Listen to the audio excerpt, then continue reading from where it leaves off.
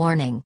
The asylum is now closed. The doctors and staff have now left. After dark rules are now in effect and all rooms will be open.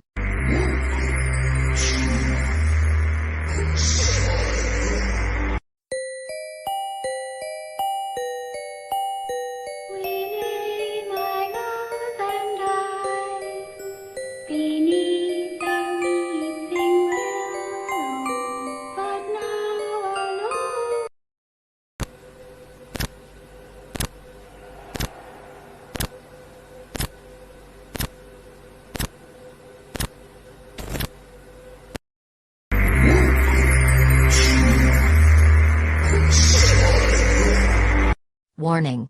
The asylum is now closed. The doctors and staff have now left. After dark rules are now in effect and all rooms will be open.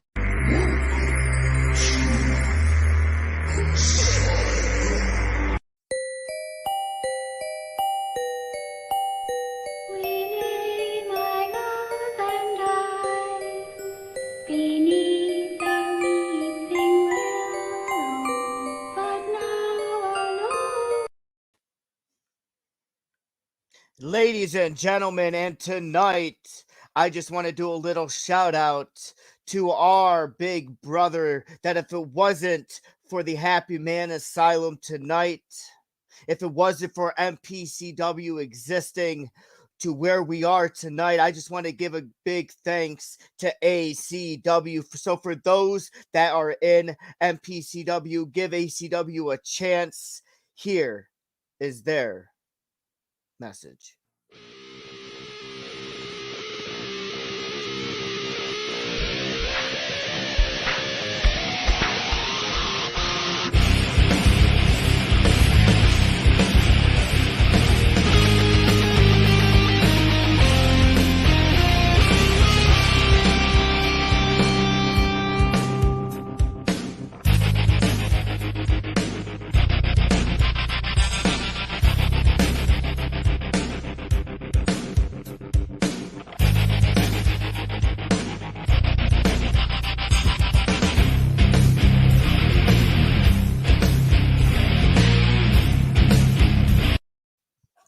All right, ladies and gentlemen, boys and girls, it is I, the CEO, Donald Smith, alongside my co-host. Where'd he go? Oh, Mr. Trey Horton, ladies and gentlemen, how are you today? Fine, before you forgot me. I didn't really forget you. I was getting in the jam, you know? Getting in the jam. Yeah. Okay. Yeah, getting in the jam, you know? So, wow, December 11th. Did you know tomorrow's my birthday? Yes, did I know your birthday? Yes, it is. Yeah, you better know my motherfucking birthday. You know? So, yeah, tomorrow's my birthday. So, ladies and gentlemen, I just want to say thank you to all the supporters out there here for the Happy Man Asylum. And I can't wait to see what happens tonight. Tonight, the main event, we have the Asylum Championship on the line. We have the Underground taking on Titan, a man who thrives for the ACW Championship, someone who wants the ACW Championship. Can tonight be the night that Titan gains his dream, that Titan achieves what he's meant out to be? Could that happen? We got to see, man. I think he can achieve it, but we have to see. Other than that, we won't know. What about this? Okay. Earlier or later on tonight, we will also have the Bloodbath Championship on the line. Allison Black, the Bloodbath champion, and that champion is none other than, you know, that Bloodbath champion is Allison Black. Right. But Allison Black is taking on a member of the Cutthroat Crew, KC Riddle. What's going to happen tonight on that? That's going to be great. What about the Inner Demon Championship tonight? That's also on the line tonight. Yes. As we have Johnny fucking Rotten, the Inner Demon Champion, take it on Legion. a former Beach Brawl champion, Legion, a man who entered the Asylum and has shown no mercy here in the Asylum. Legion is going after the Inner Demon Championship. That's gonna be good. Brother. That's gonna be good. I have vision. I have vision. It's gonna be good. That's great. Yeah. But I think everyone here is like, let's start the fucking show, right? Let's start the show, brother. Let's start the show. So what is our first match tonight, my brother? Ladies and gentlemen, the first match of the night is an Asylum Rules match that features Dominator and the Southern Belle herself, Southern Heart. Ooh. Southern Heart, you know, Southern Heart's one of those prideful, you know, patients. She's loved. Everyone fucking loves her. Yes. She could do something so bad to somebody and they still cheer for her. Yes. She can cut someone's nuts off and they'll be like, Southern Heart's an awesome person. Like, even though she cut his balls off. That's harsh. Yeah, that's harsh. So I fear for Dominator, you know? And by the way, ladies and gentlemen, we are live on the YouTube channel for the first time for the MPCW Productions YouTube channel. We are live on the Phenomenal Championship Wrestling page. We are live, of course, on the home of MPCW, the Happy Man Asylum. This is it, man. This is going to be crazy. And we're going to start off with Dominator versus Southern Heart. So Dominator's music blasts over the PA system as Dominator walks down the ramp looking and laughing at all the fans. Dominator sprints down to the ring and slides in the ring, running over, shakes the ropes violently as fireworks spell out Dominator. So we got a Batista wannabe.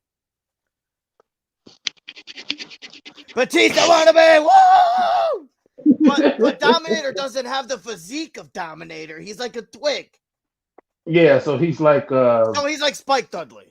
There you go. There you go. There we go. There we go. There you go. So here's Dominator full of confidence, like, you know, as if he drank like 3 cups of Lavender D Starbucks.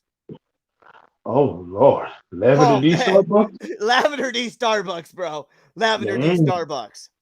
So Southern Heart music hits as she slides out on her white, beautiful horse, waving to her fans, jumps off and tosses her hat to a lucky young fan. As the kid and Southern Heart both smile, Southern Heart slides in the ring, raising her hand as the crowd erupts and cheers. You just can't turn the Southern Heart heel. She is always and will always be loved. I agree on that. You can't turn her heel. Like anything she does, you can't turn her heel. It's like the fans are hypnotized. You can't turn her heel. You can't turn her heel. Like you said, if she cuts the one nuts off, oh my God, she did it! Yay! Like, yeah, exactly. Exactly. So what else is going on, my big brother? So Dominator starts out with some lefts and rights, ready to get the show on the road, and tries to powerbomb Southern Heart, but she's too quick and ducks out the way. Southern Heart leaps in with a clothesline, knocking him down. She goes for the pinball. Okay, 1, 2. Dominator kicks out. Dominator rolls outside to the ring and tries to catch his composure when Southern Heart dives and nails a suicide dive on Dominator. Southern Heart starts hanging in the corner, which allows a much amount of time for Dominator to recover. So Dominator is playing it smart. You know, he's sitting here. He's like, okay, what can I do? I need to keep my composure. I'm being embarrassed because I'm getting my ass kicked by Southern Heart. You know, I mean, come on, Dominator. You are like the James Ellsworth of the Asylum, right? You have all this confidence in the world that this is what we get, Dominator. You know, you are like PCW bait. You know, they fish you out for experiment. You know, they say you need the Asylum, but, you know, because, hey, you're Dominator. Right. Dominator! Anyways, what else? It seems like Southern Heart starts hanging in the corner. You know, like I said, Dominator drives a clothesline into Southern Heart. Dominator starts stomping away at Southern Heart. Dominator picks up Southern Heart and Irish whips her into the steel steps back first. Dominator taunts the fans as they boo. Dominator goes for the cover and the referee counts 1, 2. No, kick out by Dominator. Showing that resiliency, you know, bro? Yeah. Wait a minute. So Dominator taunts the fans. He goes for the cover and he kicks out. Oh, okay. Yeah, wait a minute. Wow, that is some circus shit, man. Yeah, he goes shit. Wow. Yeah, wow.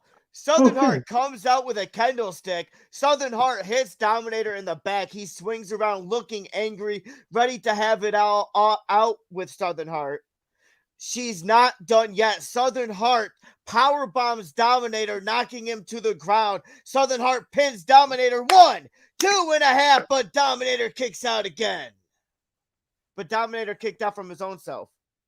Right. What? So I don't know. I don't know. Is there shrooms? Did you get shrooms? No, I didn't get shrooms. I don't even eat mushrooms. I don't do none of those stuff. Oh. What else is going on, brother? So Dominator gets up and lets out a war cry and picks up, he screams, and picks up the kendo stick. Southern Heart runs around the outside of the ring as Dominator slides in the ring with the kendo stick.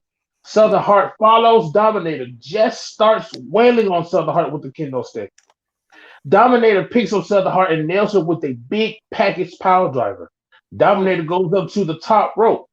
Dominator waits for Southern Heart to get up and nail a diving crossbody with the pin combination. The referee does count and counts 1, 2.5. Dominator almost got Southern Heart. Whoa. Wait a minute. Dominator gets up and starts arguing with the referee. Southern Heart sees the opportunity and then comes up behind Dominator, hits him in the fucking nuts, rolls him over for the pin, holding the fucking tights. 1, 2, 3, and Southern Heart wins by pinfall. Winner is none other than Southern Heart, but the crowd is still fucking cheering, my brother. They are still cheering.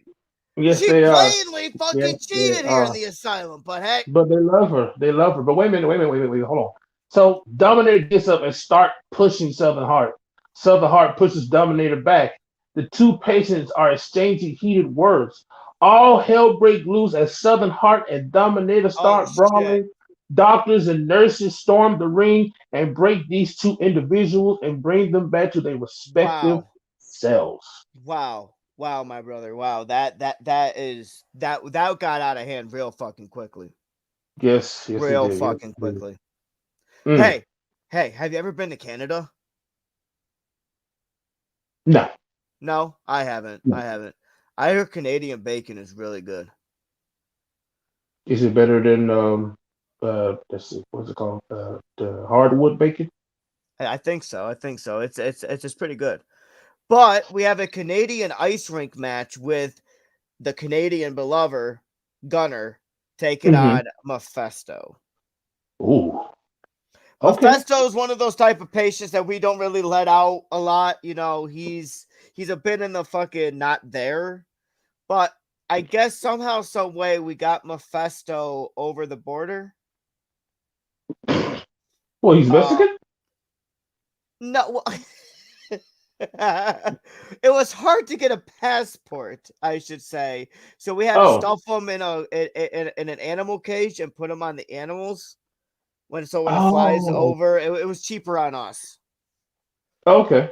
Alec Valencia helped everything and rearrange everything with that. So Alec Valencia, she's good with that. She knows connections and islands. Congratulations, Alexa. Woo! I mean, Alex. That's Alexa. Who is Alexa? Sorry. Wait, what? Thinking about Alexa Bliss now? No. No. No, I was. You know what? I was playing Amazon Music earlier, so maybe Alexa. Alexa Fox? No, I said Amazon Music. The app. Okay, so So Gunner's music hits and he makes his way to the ice rink, skating in a figure 8 motion, waiting for his opponent. What the fuck kind of pants this is wearing? They're fucking like, they look like fucking underwear, like freaking Under Armour underwear. You know, they're see-through. I didn't make that out. See-through. They're see-through. He's actually wearing a cup. Okay, like he's smart.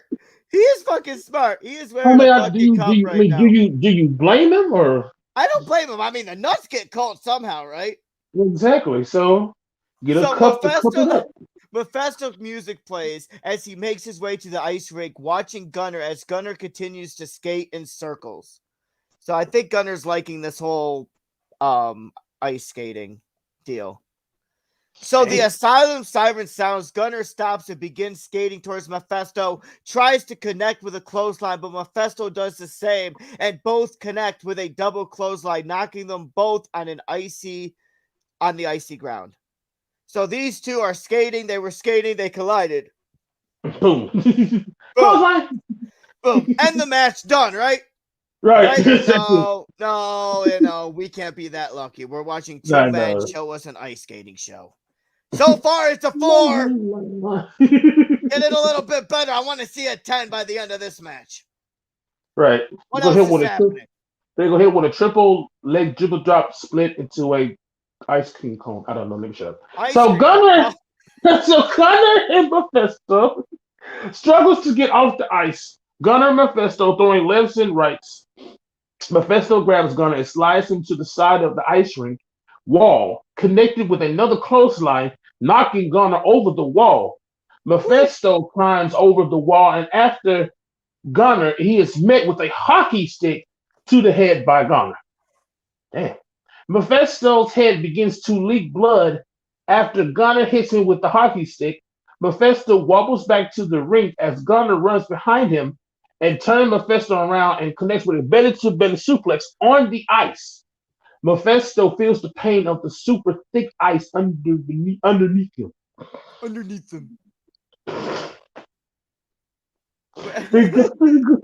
Gunner goes for a leg drop, but Mephesto manages to move out of the way. Excuse me. Mephesto stands up, grabs Gunner, and slides him towards the goalpost, making Gunner hit the goalpost. Mephesto does a drop kick and kick Gunner through the glass barrier. Mephesto skates towards the broken glass barrier to grab Gunner, but is met with a smack to the face with a hockey helmet, knocking Mephesto to the team bench. Wait, hold on. Gunner and Mephesto are both bleeding, making their way upstairs, fighting towards the announcing booth, up and towards the rafters. So hold up. So they're using ice skates as they're in the rafters? Is that how this is working? So pretty they're wobbling back and forth up there, and none of them took their fucking ice skates off? No, apparently they won apparently they won fucking, like, can you imagine getting like an ice skate to your fucking head? Ooh, that would fucking that would be brutal. That would be brutal. So Gunner and Mephesto continued through all types of rights and lefts. Mephesto tries to connect with Mephesto's nightmare, but Gunner with a strong big boot to the chest of Mephesto, and then Gunner connect with a stun Gunner, knocking Mephesto off the rafters and through the ice rink. Doctors and nurses rush in the middle of the ring as they pull Mephesto out of this deep water compression, and they announce that he is unable to continue. So, ladies and gentlemen, your winner is none other than Gunner. My question is, you had to be really high to fall from up there. You're right. Down and through. Yeah, like a little high, right? Right. Okay. So, ladies and gentlemen,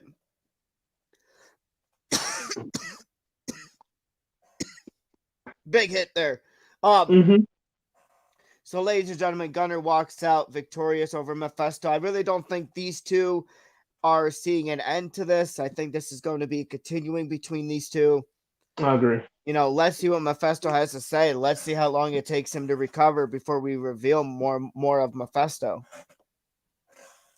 So I really give it that. But ladies and gentlemen, we have an Asylum Rules match. We have Blackheart, who has been fighting to go after the Insomniac Championship for months, and he gets so close, but he just can't achieve it. Ever since Blackheart lost his partner, Sam Black, it seems like Blackheart has been having a hard time finding his place inside this asylum. So we thought, as doctors and nurses, let's put Blackheart up against Jack Steele. Jack Steele is the vessel of the Cerebris, the demon Cerebi. So Jack Steele being a moral, not a moral, wow. Being a mortal, being immortal, that let's see what really happens. Let's see, can Jack Steele do it, or can Blackheart prove why he needs to find his way in the asylum? Keep putting in the work, keep putting in that effort, showing how much you love MPCW and yours truly. This would be amazing. So let's see what happens, my brother. What's going on? All right, so Jack Steele is making his way to the ring, but he is not coming alone. He has a steel trash can and steel cables. Oh shit. But it's time, ladies and gentlemen, it's time for Blackheart music to hit. Black is coming down to the ring, and it looks like he has cards with Blackhearts on them, but with barbed wire tips. I think that's supposed to say barbed wire tips. Blackheart is in the ring, and the siren goes off. As the match starts off, Blackheart starts off throwing the cards with the barbed wire tips at Steele. After several ducks by Steele, one of the pointed cards with barbed wire finally gets Steele in the eye. While Steele is bleeding from the eye, Blackheart looks at Steele and says, "I am sorry, but I am going to retire your ass tonight," and started doing a violent martial art kick. Hold on. So wait, hold on. Wait. Okay, pause. Time out. Ladies and gentlemen, I just want to say this right here, right now. I'm gonna give Mike Sanzone and Mr. Dom. I love you guys, but I gotta get stoned for this. Can you continue, Dre? It's a violent martial arts kick to the head. So it's purple. All right, that's great. Purple rainbow must have came fucking out, Right. And Blackheart goes for the pin. 1, 2, kick out. While Steele is lying in the ring, Kenzo goes for his fluorescent lights. And while getting them, he starts getting into it with fans. This gives time for Steele to come to and see Blackheart. Oh shit, bye. Okay, time out. Pause. Dre, pause. Sure. So he started getting into it with fans? Apparently. So he started getting really into it. Yeah, with the fans. This gives time for Steele to come to, and he sees Blackheart starting to come. Wow. Starting to come, huh? Wow. Into the ring, so he plays like he hurts. So Blackheart picks up Steele and swings the light steel ducks and hits Blackheart in the balls. This is a very unsexual match. So Steele picks up the force lights and smashes Blackheart over the back and goes for a pin. 1, 2, kick out. Can we just end this fucking match? Oh my god. While Blackheart is still in pain on the mat, Steele goes for the cable and trash. After he collected them, he turned around. Blackheart juiced up, and said, "I am the motherfucking Incredible Hulk. Let's go, Steele. Let's go." Steele is just laughing. So we got fucking the Incredible Hulk Blackheart, right? Pretty much. Interesting. Okay, you do that, I'll do this. So Steele said, "Okay, you want to be that green bastard? I am the Man of Steel. Let's go." Oh wow, a dream match of the Incredible Hulk and Superman. All right, so now with Blackheart being Superman, man, if he's Superman, we're all fucked. Exactly. So now with Blackheart being Incredible Hulk, he goes and picks up Steele and starts swinging him around like a rag doll. Once he starts swinging him around, Steel is laying there. Blackheart goes for the pin. 1-2, kick out. Holy shit, the fans are going crazy. Okay, listen, the fans were going crazy when we had Blackheart fucking get steroid up for a second. And then we have fucking Jack Steel seeming like he's a fucking madman Steel. Right. So for those people who know who that was. So in other words, if you ever want to see a match between Iron Man and Superman, this is like the Thrifty Shopper version. Right, there you go. Damn. As Blackheart is frustrating, hitting, pushing the referee, Steel gets at the trash can and smashes Kenzo over the back. He Irish whips Blackheart in the ropes and says, what the fuck does he say? Your ass is mine now, green bastard, and ties the cables to the post as the wannabe Incredible Hulk comes to Steel, hits him with the trash can. Steel puts the trash can behind Blackheart's back and continues to tie Kenzo to the ring post. Kenzo, huh? He asked the crowd to spread out. The crowd spread it. Oh my God. Why are the fans spreading out their nuts? Why are the fans like, oh my goodness. Oh man, the sight of all that. We don't want any golden showers now. This is weird. What did I get into? I have no clue. So let's start this again. So he asked the crowd to spread out. The crowd spread it out. They spread it out. Okay. They spread it out, and a huge truck of steel panels comes out and was dumped on Blackheart. So after they showed us their glory hole, right, then they spread it out a little bit more. Then they had to spread it out a little bit more for this truck to come through. Wow. Okay.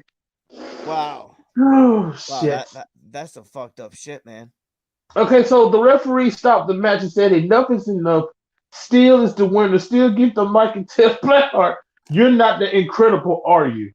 Okay. But wait a minute. The lights go out after Steel's words with Blackheart as Leon Dredd comes out from the fiery depths of hell. The underworld, his yellow glow, morning star yellow, as he turns into the sloth demon. The sloth demon swallows Blackheart and then walks back into the underworld as Jack Steel follows. Dredd's laughter can be heard throughout the asylum. So you're fucking telling me that Blackheart just became the sloth of the Dreadful Army? That's what it sounds like. Yeah. So Blackheart is the sloth of the Dreadful Army, huh? Mm-hmm. Wow, that is fucking insane. That right there, I don't even know what to say. I mean, wow. You know what? I tell you what we're gonna say. We're gonna say it's morphin' time. It's morphin' time, so we got White Falcon and Jack Evans tonight. Yes. Versus Johnny Vegas and Tyler Stone. Time. It's fucking morphin' time against Johnny Vegas and Tyler Stone in an Asylum Rules match, my brother.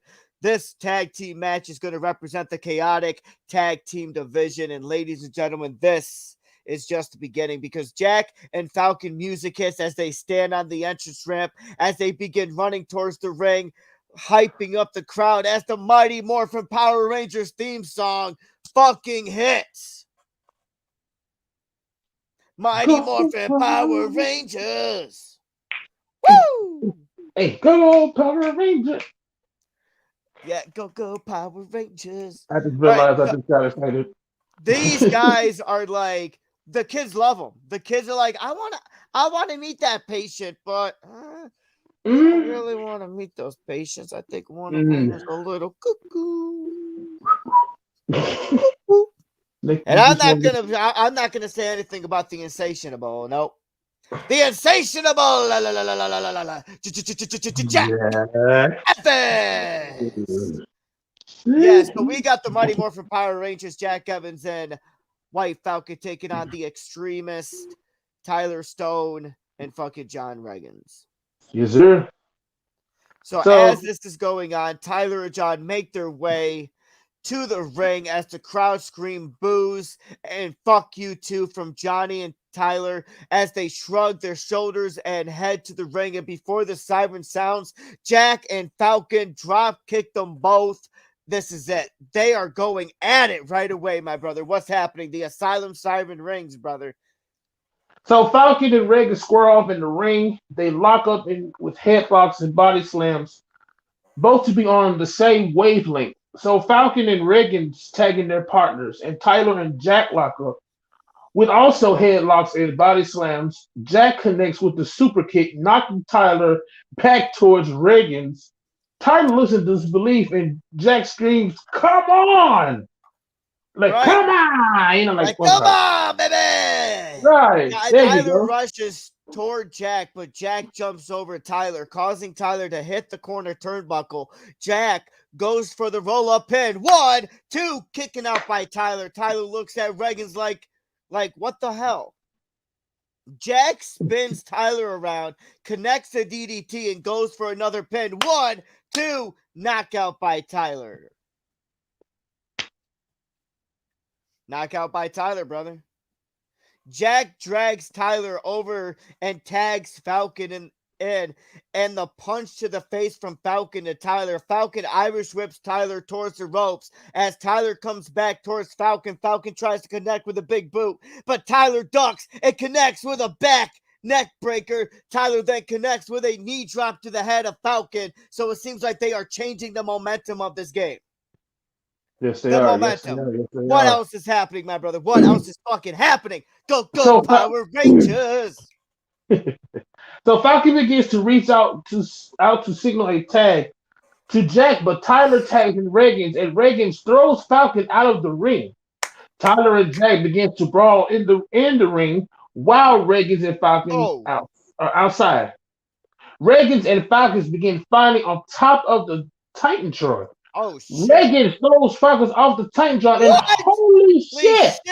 Falcon begins flying towards the ring, and he connects a spiked DDT on Stone on the corner turnbuckle. So the White Falcon literally flew, took that momentum of being thrown off from the Asylumtron, going all the way, connecting a spiked DDT from the air.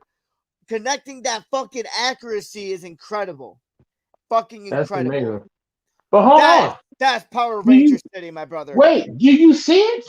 There's thunder that's hitting the arena. What? Yeah, so as lightning strikes the arena, out of nowhere, Evans morphs into the Red Ranger and White Falcon into the White Ranger. And at that turning point, they are getting the upper hand in this match. And they go full ninja mode, destroying both Regins and Tyler. Like these guys are going, like they are fucking going at it. You would think this is a Godzilla movie. Exactly. Like these guys are going like, wow, they are Mighty Morphin right now, my brother. He believed he could fly. Yeah. And this is what's going on. You know, it seems like they are in their Morphin time mojo. Regins grabs Evans and connects with Dead Memories, the code breaker, and he goes for the pin. 1, 2, 3. But wait a minute, how is that possible? This just happened. The winner is Tyler Stone and John Regins. The momentum of the Mighty Morphin Power Rangers. They couldn't stay focused on the task at hand, and they broke the Mighty Morphin mojo, brother. And that's mojo time. Well, you did miss the part when Regins had stabbed him. Oh, yeah. I'm sorry. So, before, so we all know that, Tyler Stone and John Regins won, but how that happened is as they were going full ninja mode, Tyler, but Regins had enough and stabs Evans to stop their Morphin time mojo. Yes. So, ladies and gentlemen, Tyler Stone and John Regins. But wait a minute, what's going on in the aftermath? So, Regins and Stone celebrate in the middle of the ring as these two have been showing epic performances. Stone and Regins hug it out as they roll to the outside of the ring.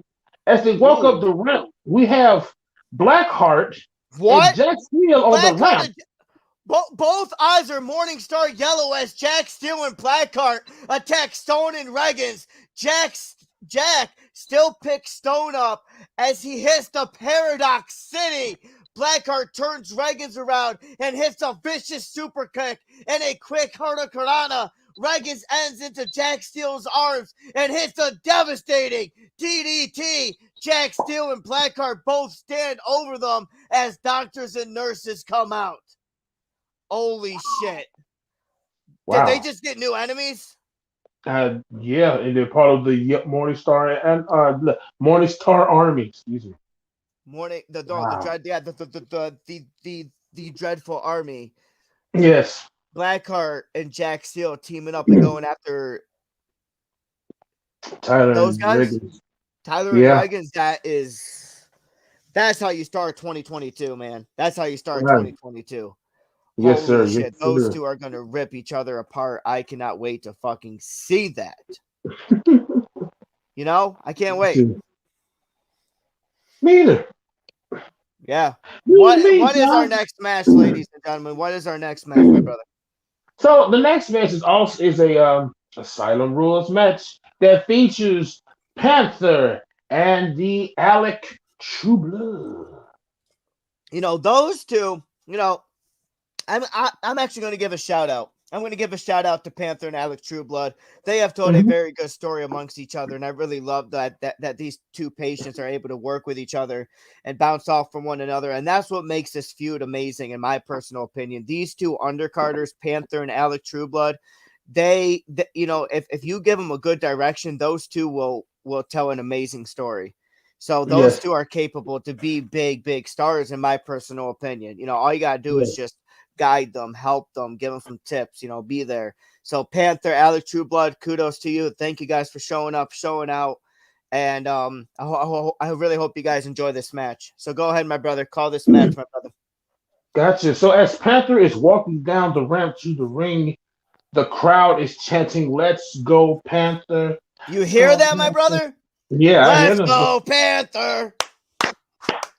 Let's go, Panther. I love it, my brother. Love it, love it, love it. I love when the crowd is really interacting in here, and they're kill me coupons. Right, that is. So Panther is standing in the middle of the ring, and Alec Trueblood music hits as Panther is staring up the ramp, but Trueblood attacks her from behind and goes for a quick pin. 1, 2, kick out. Oh, damn. Really quick, quick and ready, man. Quick and ready. Holy shit. So that when a quick one. Yeah. So when Trueblood attacked Panther from behind, he hit her with a fucking tire iron. Okay, Ryder. Okay. Hold on. Who was pretty angry? I think Dominic was pretty angry with that one. I think he was too. Okay, wow, with a fucking tire iron. I love it, though. I love it. Shows the expression and the emotion in this match. Kudos to you, Dom. That was good. That was good. Oh man. So he is from highway fucking tire iron with barbed wire. As Panther started breathing from the back of her head, she started making Panther noises. Oh shit. All of a sudden, Panthers started coming from the bottom of the ring as they surround the ring and start to attack Trueblood. Panther waves off the Panthers and goes for a quick pin. 1, 2, kick out. Holy fucking shit. The crowd starts saying, "This is awesome. This is awesome." And all of a sudden, Trueblood spit a mist in Panther's face and goes outside the ring, goes and gets a sledgehammer and a chair that has Panther head engraved in it. Okay. Wait a minute. Hold on. He goes and hit Panther with the other chair and lays the chair flat, puts Panther's head on the chair, and takes a sledgehammer to her head and goes for a pin. 1, 2, kick out with an actual fuck. Panther just won't quit. Wow, Dom. Wow, man. Kick out with an actual fuck. Panther just won't quit. Trueblood is beside himself and frustrated and yelling at the referee that gives time for Panther to call for the Panthers to come back, but they are coming with nail guns. Wait a minute. Hold up. Huh?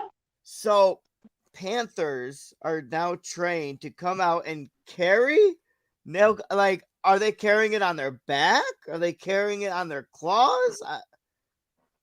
I don't know. I don't know, man. I don't know. They started shooting. Wait a minute. Now they're starting shooting at Trueblood. Okay, I have smoked way too fucking much, man. All right. You know what? You finished the fucking match, man. I've seen fucking Panthers fucking shooting fucking nail guns. Okay, this is fucking hit. Hey, bad Panther, bad putty cat, bad putty cat. I think they heard you. Fucking so putty cat.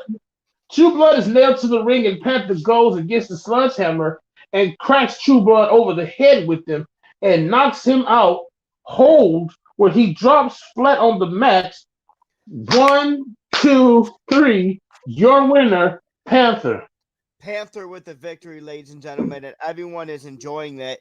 But it seems like as Panther is celebrating the victory, Alec laughs and beats the shit out of Panther with the sledgehammer that was just used on him. Alec laughs sadistically. Alec spits on Panther and yells out, "This is far from over, bitch." Oh, Alec. Alec language. Trueblood begins walking away as he runs back into the ring. He picks her up by the hair, spits in her face, and hits the wicked path, that Raven effect. Alec is showing some of that Raven personality. Has Alec finally snapped? I think so. I think he's finally snapped. Or he almost there snapping, but he's somewhere. Wow, my brother. He is somewhere. Somehow. Hello, wrestling fans, and we got people enjoying that whole Panther. Like I said, we are live on our YouTube channel. We are live on the Happy Man Asylum. We are live on the Phenomenal Championship Wrestling page, and we got people getting their popcorn. We all know who uses a sledgehammer, and that is absolutely right. And then we go, hello, wrestling fans. And now we're getting an apology for the bad language. Oh, the bad language brought it out brilliantly. Beautiful. You're actually the first one to actually do something like that, I think, besides me. But yeah, that was fucking epic. I love it. But our next match, ladies and gentlemen, is a dread spiked cage match between Big Bad Jon, who should have been the Insomniac champion, but he gave the Insomniac champion to Austin Kruger. Where's Austin now? I think he's hiding somewhere, and no one knows where the fuck he is. He hasn't signed in. He hasn't been in PCW. He hasn't been anywhere. We don't know where Austin in, and he is the current Insomniac champion. So exactly. So, but Big Bad Jon is facing someone that I guess is new to the Asylum. Someone like John Vega, someone who shows interest, and that's what I like. So we're going to see how this goes, because I'm really curious, can John Vega defeat Big Bad Jon, or will Big Bad Jon show why he should be the current Insomniac champion? It seems like he always says, no matter where he goes, he's just not good enough. Right. He's not good enough, So what does that mean? And we don't know. Big Bad Jon, he's a tough guy to crack, Yeah. So what's happening, my brother? What's going on?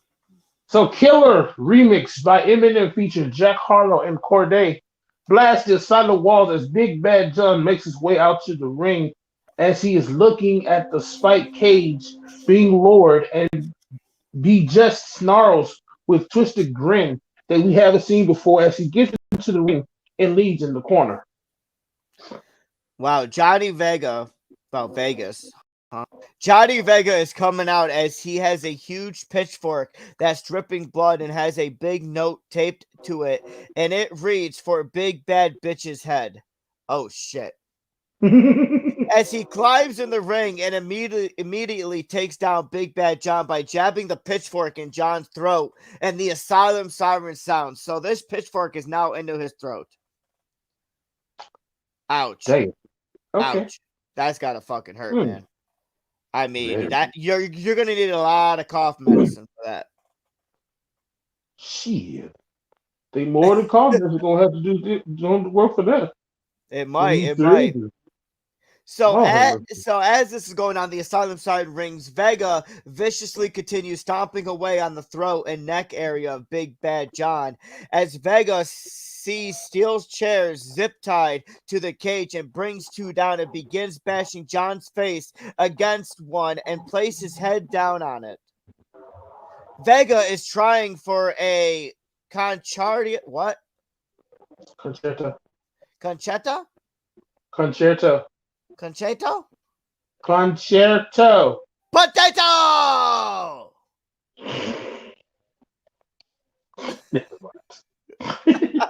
Never mind. Trying for a potato, and he connects and immediately goes for the quick pin, but unhuman-like, Big Jon kicks out at 1. Really? Okay. Unhuman-like. Ooh, Wow. I like the sound of that.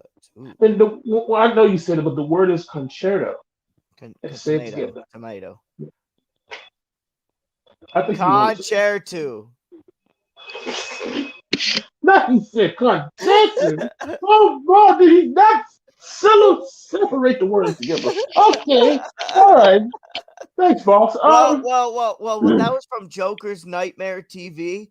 The YouTube guy over there. Yeah. Concerto. Y'all he's my spelling aids. I meant spelling aid. I mean human aid. I mean AIDS. So Vega asks if he's just seen a ghost and backs away in shock as Big Bad Jon hops up, wipes the blood from his forehead and throat, and wipes it over his glistening, sweaty chest. Ew. It says dangerously cheesy. Oh. And connects a super kick on Vega from out of nowhere, picks him up and ragdolls him into the cage as one of his hands go through one of the spikes. Vega is trying to get his hand out, but Big Bad Jon picks up a steel chair and blasts him in the skull as he goes limp. And Jon sends his other hand through a fucking spike. Jon reaches in his boot and pulls out a pair of shackles and places them around Vega's feet. Ruh-roh. He's making Vega a bitch. He's making Vega a bitch, bro. My thing is, how long have you had those shackles in your boots? I know, right? When walking with them. I know. That's kind of weird. I mean, yeah. Wouldn't that put weight on your nutsack? That put weight. What they got to do with some nuts if it's in your foot? In the boot. Well, listen, lady. What? You never know. You never know. You never know. You never know. Yes, I know. What does that have to do with your nuts if the shit's in your shoe?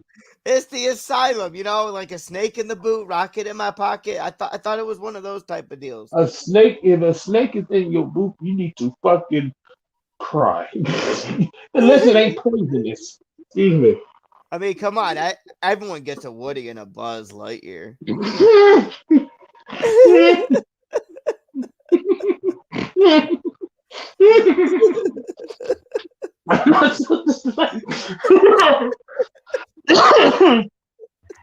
Okay.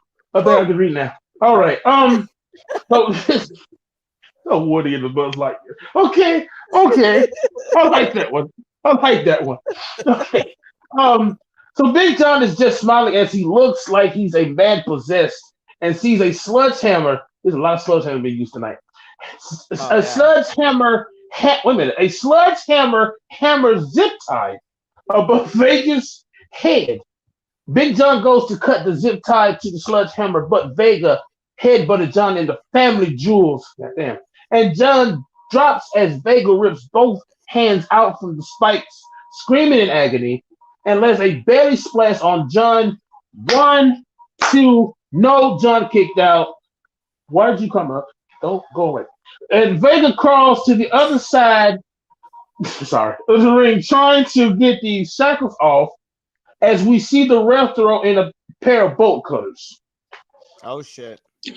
Wow, that is this is something. So Big Bad Jon sees this and does a running knee to the side of Vega's head, causing him to drop the bolt cutters. Jon goes for the pin. Wait, whoa. No, Vega has kicked out at 2, and it seems that this time Jon is getting frustrated. Jon picks Vega up with a pitchfork, tosses it up in the air. As Vega moves out of the way, he wasn't quick enough to see Jon come with a big boot, and Big Jon is quick to get Vega up, jams his thumbs in both of his eyes, and spears Vega into the side of the cage. That's nothing but spikes, and Vega is screaming in agony. Oh, I love the sound of that. I love the sound of that. I love the sound of that. Woo! Love it. Oh, man. Screaming in agony. Vega's back is bleeding profusely, and the back of his head is being cut the fuck open. Jon smiling and whispers, "This fat bitch is about to end you." Big Bad Jon runs. He runs off the ropes and lands a nasty elbow that he calls the kiss this. It's called a bullhammer. Vega is groggy as Big Bad Jon connects a devastating powerbomb called the pullout, and he hooks the leg. 1, 2, 3. The Asylum siren sounds as the doctors and nurses rush to check on Vega, but Big Bad Jon locks the cage door back and takes the bolt cutters from earlier and grabs Vega and his family jewels and drags him through the cage door. As doctors and nurses rush in the ring and sedate Big Bad Jon, and they take him back to the room. And wow, poor Vega. You know what? Ouch. Family jewels and all, my brother. Family jewels and all. So hang on. At the end of the match, Big Bad Jon is seen. How does that keep coming up? At the end of the match, Big Bad Jon is seen being walked back to his room and gets blindsided by a hooded figure, and the hooded figure escapes as soon as he's connected the big boot to the side of Jon's face. Oh shit! Who the fuck just tagged that? Who the fuck just attacked him? That's some crazy shit, man. That is some fucked up shit. I have a question for you, brother. Yes. Are you ready to catch them all? So I'm ready to catch them all. Oh my god, we're there yet? Is the Pokemon Stadium? Oh man, I've been waiting. You've been waiting, then goddamn it, here it is, y'all. We are at match 7, ladies and gentlemen. This is a Pokemon Stadium match that features Deputy David Hale and Mike Maddox. Oh man, tag everyone in this because this match is going to be off the hook. I have smoked enough, I think, to handle this match. I mean, Mike Zone wrote this match, so I'm kind of a little devastating on kind of what I'm about to read. Ooh. So here we are. Should I take another hit? Whoever thinks I should take another hit, please comment below. Please. Tell them this message. None of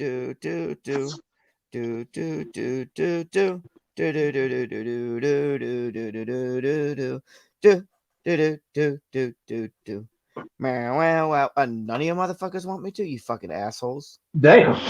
They still even want to say no. No more hits. Fine. All right, well. I'll do it anyways. Exactly, there we go. Someone just said do another hit. Fuck the rest. There you go. See? I was going to say do the shit anyway because guess what? You're the boss. Oh, yeah. Do the fuck you want to. I am the boss. Okay, you're fired. Exactly.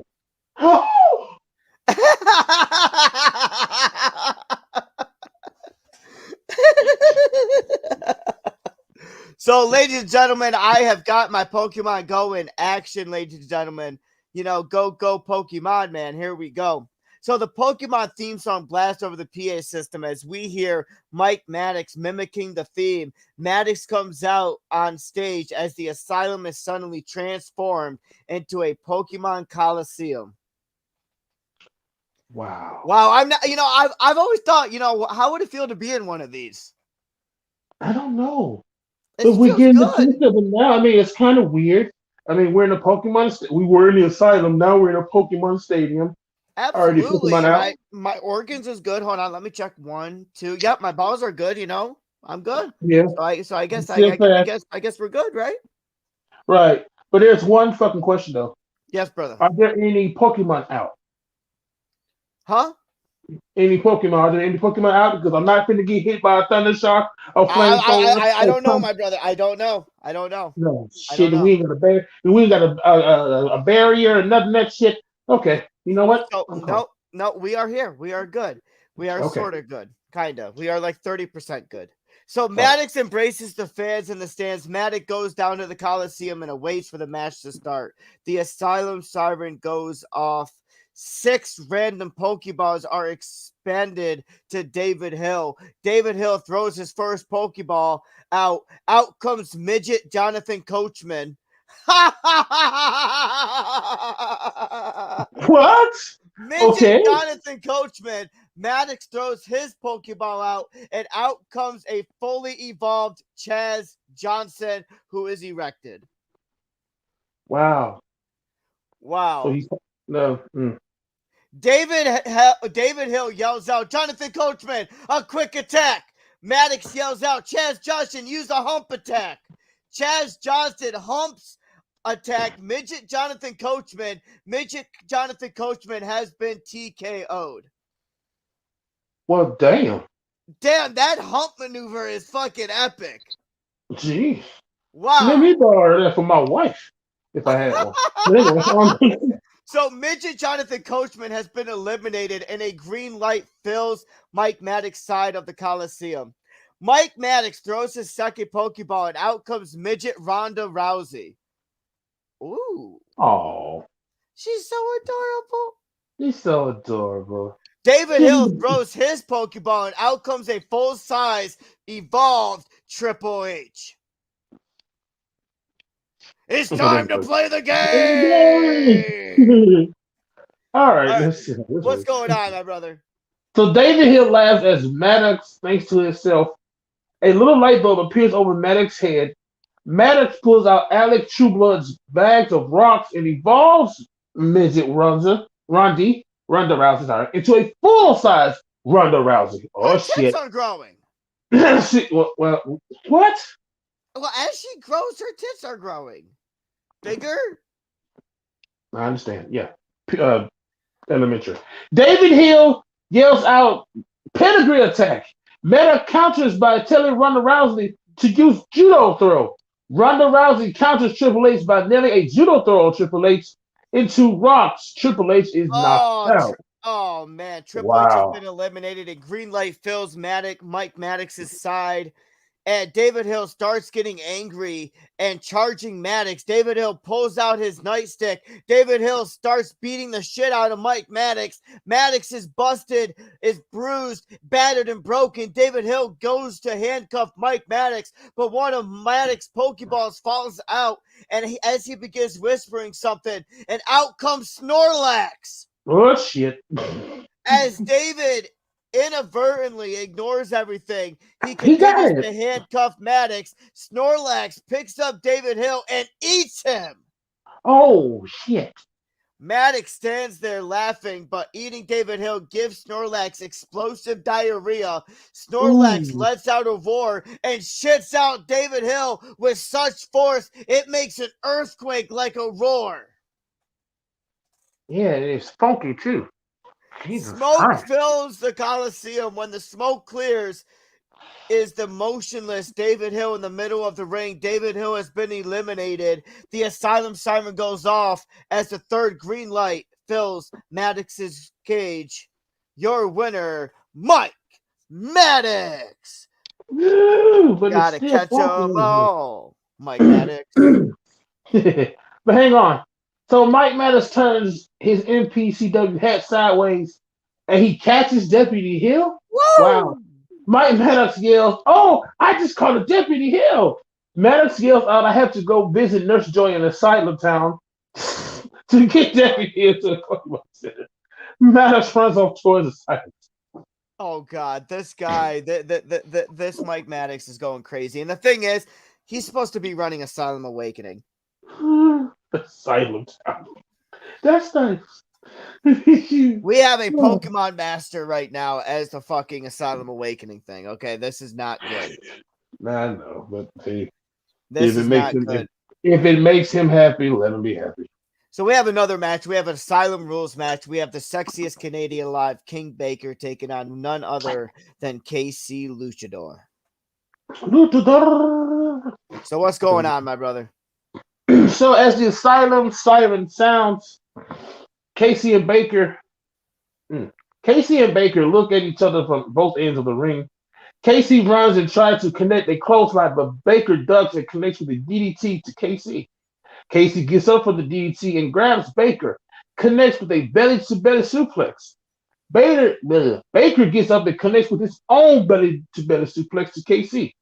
Baker laughs as Luchadore, knowing that he ain't shit. Yeah, KC. Baker laughs at Luchadore, knowing that he ain't shit compared to him. Sorry. KC gets up and slaps Baker in the face. Then he punches Baker in the face, and another right to the face as Baker tries to battle back KC. Irish whips Baker to the corner. KC runs, tries to connect with a diving splash, but Baker moves out of the way. KC lands headfirst to the corner post. Baker connects with another belly-to-belly suplex. Baker and KC goes back and forth with punches and kicks. KC tries to connect with a dropkick to Baker, but moves out of the way and connects with a gut-wrench suplex.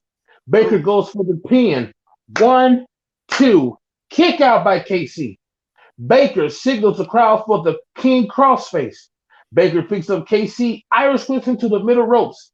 KC ducks and connects with the Hurricanrana. Goes for the pin.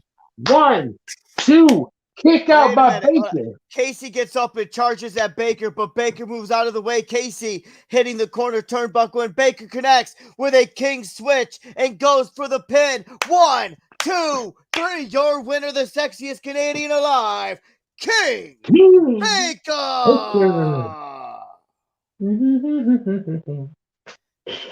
So, ladies and gentlemen, this next match is freaking epic. Can we tag Brooke and Donald for Irish Pitbull? Because we have Lenore Lynn taking on Irish Pitbull in a exorcism match. Now, Lenore Lynn has qualified to be a demon hunter here in the Asylum, which is not a good thing to have a demon hunter in the Asylum, but Lenore Lynn has possessed this type of situation for the Dreadful Army. Mm-hmm. So, Lenore Lynn is going after the pride of the Dreadful Army, which is a very tough sin to defeat, and that's Irish Pitbull. So let's really see how this plays out. So Irish Pitbull music plays as he walks into the Italian ruins where the exorcisms are performed. Irish Pitbull looks around for Lenore Lynn and gets angry every second she isn't there. Irish Pitbull just stares at the ritual altar and laughs. Ooh. Lenore Lynn music hits as she comes out in a hood and crossbow as her eyes glowing morning star yellow. Lenore is holding a ritual book in her hands as she mutters to herself as an explosion goes off in front of Irish Pitbull. Oh, shit. This is spooky. What else is going on, big bro? All right, so as the Asylum siren goes off, Lenore and Irish Pitbull starts off brawling, with Irish Pitbull getting the upper hand. Lenore starts coming back. Irish chops her hand across the chest. Lenore comes back with a hard chop of her own to continue throwing rights and lefts until Irish Pitbull smashes Lenore's head on the ritual headstone. Lenore comes back and bashes Irish Pitbull's head into the ritual headstone. I read that twice. Irish Pitbull laughs and then yells out, "May God have mercy on your soul." Oh, that's so spooky every time he fucking says that. I get chills every time he fucking says that. Wonder where you get that from. So Lenore unloads on Irish Pitbull, sending him staggering and just laughing hysterically. Lenore Lynn nails Irish Pitbull with a choke slam through the ritual headstone. Okay. Irish Pitbull eye isn't moving. Lenore goes to pick up Irish Pitbull to his feet and then tries to go for the Nevermore, but Irish Pitbull narrowly escapes, nailing a spear at Lenore Lynn and nails the ritual site. Irish Pitbull mutters words and starts trying to read the words for the ritual. He gets about a quarter of a way through the ritual, and Lenore's eyes glow yellow, and then she is back up to her feet. Lenore nails Irish Pitbull with a super kick with so much fucking force, it pushes Irish Pitbull through the fucking ruined walls. Lenore calls forth her flock of ravens and sets her crossbow with one of the ravens. Lenore shoots a raven into the arm of Irish Pitbull. Oh, ouch. Irish Pitbull is screaming in pain, but manages to pull the raven out of his arm and snap his neck while it was going caw-caw, caw-caw, caw-caw.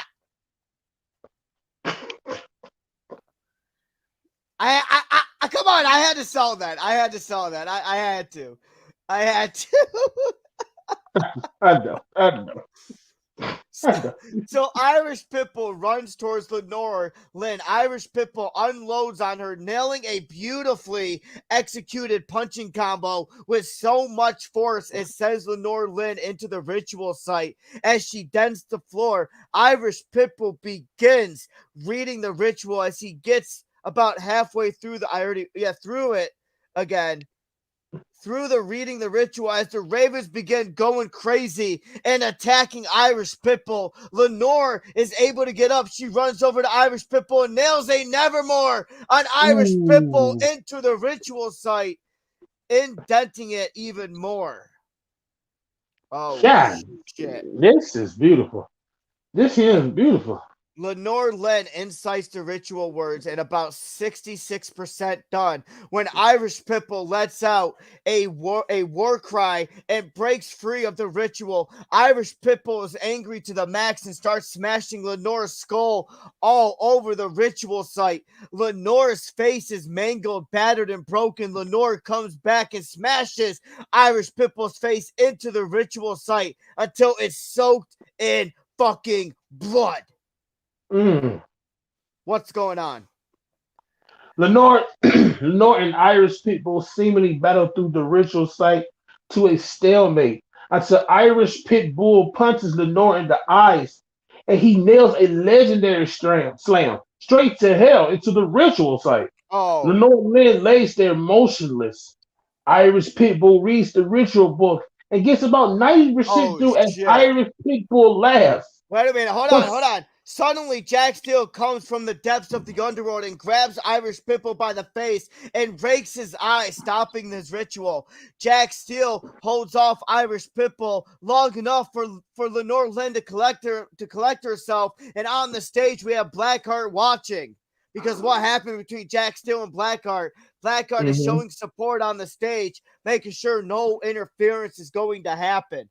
Lenore eyes glow morning star yellow. Lenore calls her ravens and then fires for ravens as Irish Pitbull and nails him to the ritual site like a crucifix. Lenore starts reciting the ritual as Irish Pitbull's hands are bleeding and feet are bleeding. Irish Pitbull is screaming in agony as he loses power of every verse. Lenore reads. Lenore finishes the ritual. The asylum siren goes off. Ladies and fucking gentlemen, Lenore Lynn, the fucking demon hunter, a very powerful, dreadful army person.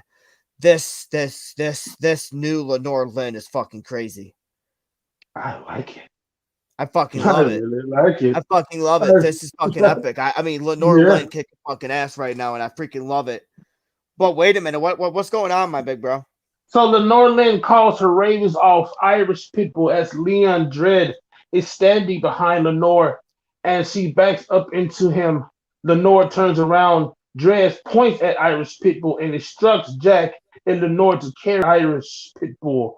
They follow Dredd back into the underworld. That's fucking spooky. They gonna pick up another one. So that's fucking spooky, man. Are you hungry? That's fucking spooky though. Yes, I'm not hungry because this next match is going to be sickening. I know. But when you are in the slaughterhouse's kitchen, anything goes. Even you. Slaughterhouse Kitchen, Cletus the Bum, Andre Bradford. It's going to be pretty interesting. But we have Cletus the Bum taking on Mason Stevens, my brother. Mason Stevens. Mason Stevens, a cutthroat crew leader. Please, someone tag Jordan Condon, and please, someone tag Mike Zone in this match, because these two, I'm going to say thank you guys for showing up and showing out. It's been amazing. You guys have told a story, and that's what I love. Yes. So kudos to you guys. So we have Cletus the Bum taking on Mason Stevens in a Slaughterhouse Kitchen match. Cletus the Bum is seen laughing crazy already in his kitchen, with Andre Bradford standing at his side, waiting Mason Stevens to come into his domain. Mason Stevens is walking the halls with CTC following him behind. They reach the Slaughterhouse Kitchen. On a door that reads, "Welcome to the Slaughterhouse." Mason Stevens yells out, "I will take care of this. I could beat the bum. Just keep Andre Bradford at bay if he's around." And CTC nods. So it seems like Mason Stevens is acting pretty smart about this. Yeah. He wants the one-on-one. So what else is going on, bro? Right. So the asylum siren goes off as Mason Stevens enters the slaughterhouse kitchen. He sees dangling intestines, skeletons, and bodies of fans holding kill me coupons. Oh, is that Mason what this stench is? Yeah, that's what it is. Damn. So Mason sees Andre and Cletus conspiring and yells out, "Cletus, face me alone." Cletus yells out, "Your wish is my command." Cletus and Mason Stevens start brawling all over the slaughterhouse kitchen. Mason kicks Cletus in the nuts, Lord have mercy, and hits Cletus in the head with a frying pan repeatedly. Oh, ouch. So Cletus staggers back. Mason Stevens goes for a money shot, but Cletus ducks and hurls a steak knife towards Mason. Mason dodges the steak knife, which hits the entrance door of the slaughterhouse kitchen. Mason and Cletus tie up. Cletus tries to go for a snapmare takedown, but Mason blocks it and kicks Cletus in the nads for the 15th time. Mason rolls Cletus up with tights, trying to get a quick victory on Cletus. The referee drops down and counts 1, 2, but no, it's a kick out by Cletus the Bum.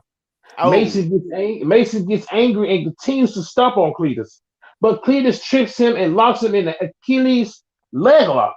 Mason Stevens is screaming in pain and grabs a plastic fork on the ground and reaches back and pokes Cletus in the eye to break the hole. That's getting intense in this kitchen. But Mason gets up and grabs a rolly pin. Mason waits for Cletus to get up and drives the rolly pin into Cletus' skull. No, wait. Cletus stabs Mason in the shoulder blade with a steak knife. Mason screams in pain.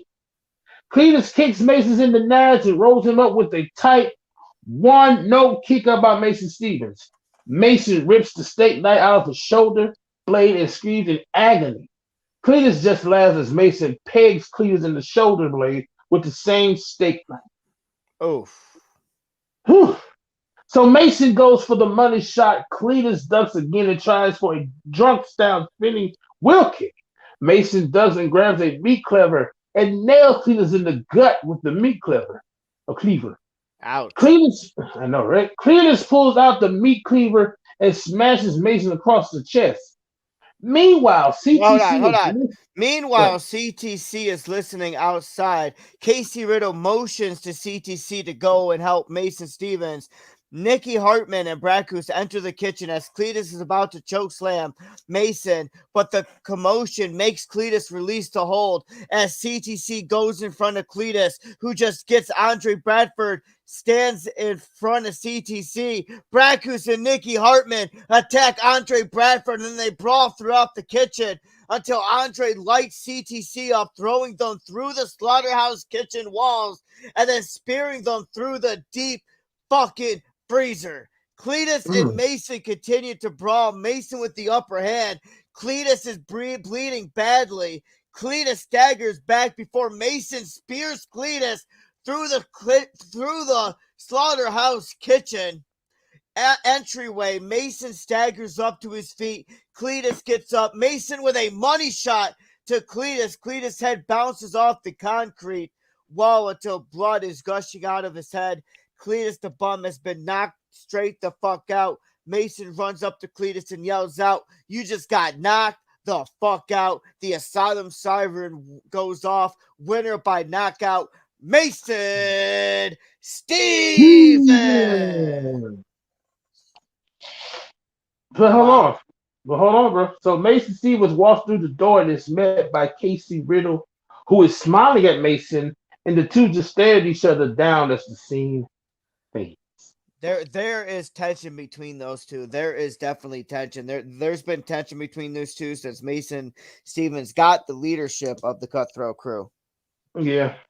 That right there has been fucking epic. But you know what, guys? It is halftime, and I just want to do a little shout out real quick. I'm going to do a couple-minute break. But for those people that don't know PWR, PWR is a great EFED to be a part of. You know, they have the same qualities like the Happy Man Asylum. You know, we like to have fun, show that we're family, you know, show that we're a group and that we're able to work together and be and make a vision come true. And that's what I love about each and every one of you that come to the Happy Man Asylum. So I went out and I asked the owner of PWR, you know, Supremacy, and I'm like, hey, you know, I want to be able to advertise some EFEDs out there because I want to be able to build the community together and bring the community together of the fun, and that's what we need. You know, we need the fun here, and that's exactly what we bring. So I'm going to go ahead and share their advertisement. So we will be right back after these messages.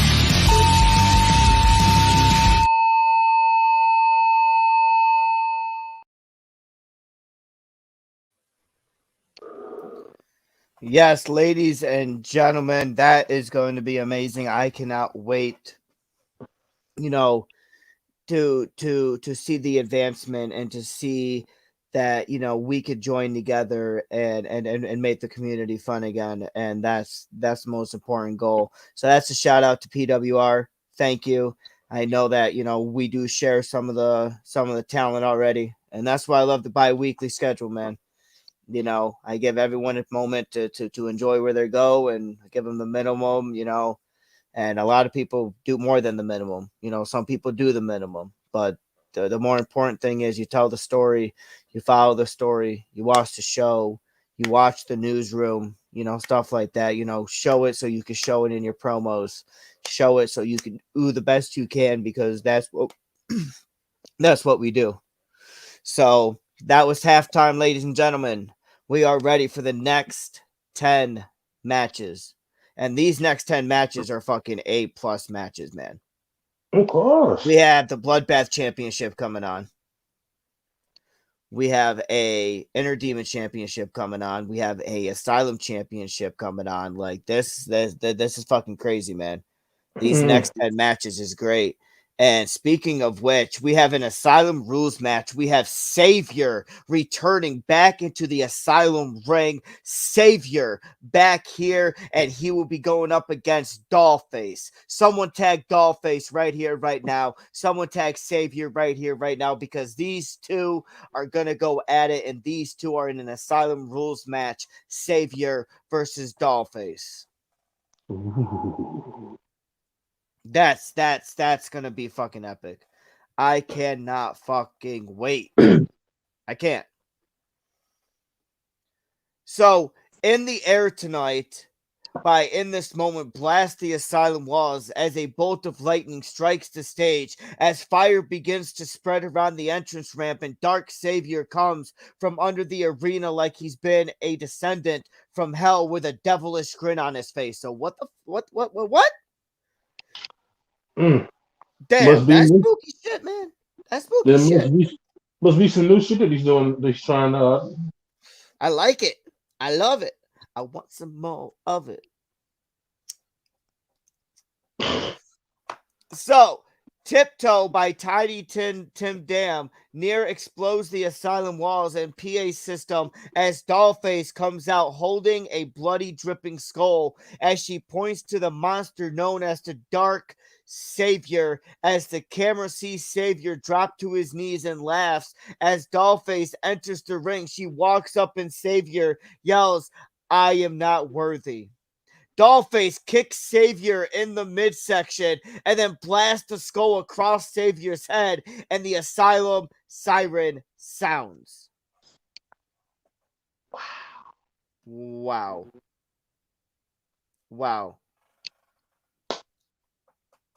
That's how we're starting? Yeah. Mm-hmm. Dollface immediately exits the ring and slides in a table, candlesticks, and 2 cloth bags, but Savior is back up and gets Dollface in the corner and repeatedly spears her in the corner, followed up with repeated stomps to a downed Dollface, and John got his boot on her throat, and the referee can't stop it as there is no DQs because this is a fucking asylum. Dollface finds enough strength, though, to punch Savior square in the fucking balls.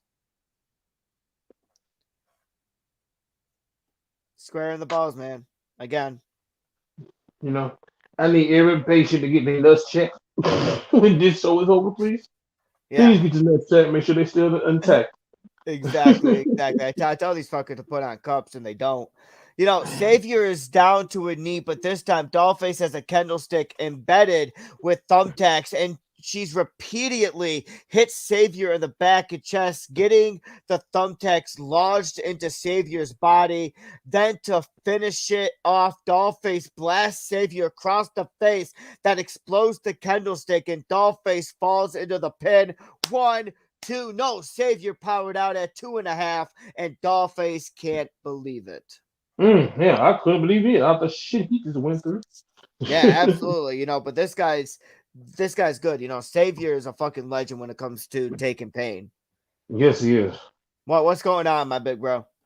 So Dollface sets the table up from earlier in the corner of the ring as he goes to the outside and brings in a bottle of lighter fluid and a box of matches, and the table has been engulfed in flames. As Dollface turns around, Savior spears her through the table, and Savior, with a sadistic smile, sizes her up, and hits a move he hasn't used what his sister Savior, Sister Abigail, and pins Dollface, but Savior lets her up before the ref has smacked him out for a 3 count. Damn. No, right? So the lights in the asylum begins to flicker. The comeback on, and Savior and Dollface are face to face, just grinning at each other. As Savior turns his back, Dollface kicks him low and hits the Joker's wild that twist of fate and covers Savior for the 1, 2. No! 3 Savior strikes are kicked out, out and again. that's the old ball game. Cha cha cha. Not the cha-cha-cha then. Okay. We like it. I like it. I love it. Ride it, my pony.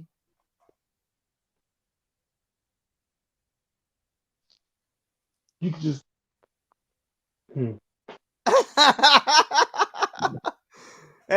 Did you know every silence there's a Trey Silent born? So let's keep talking. I'm gonna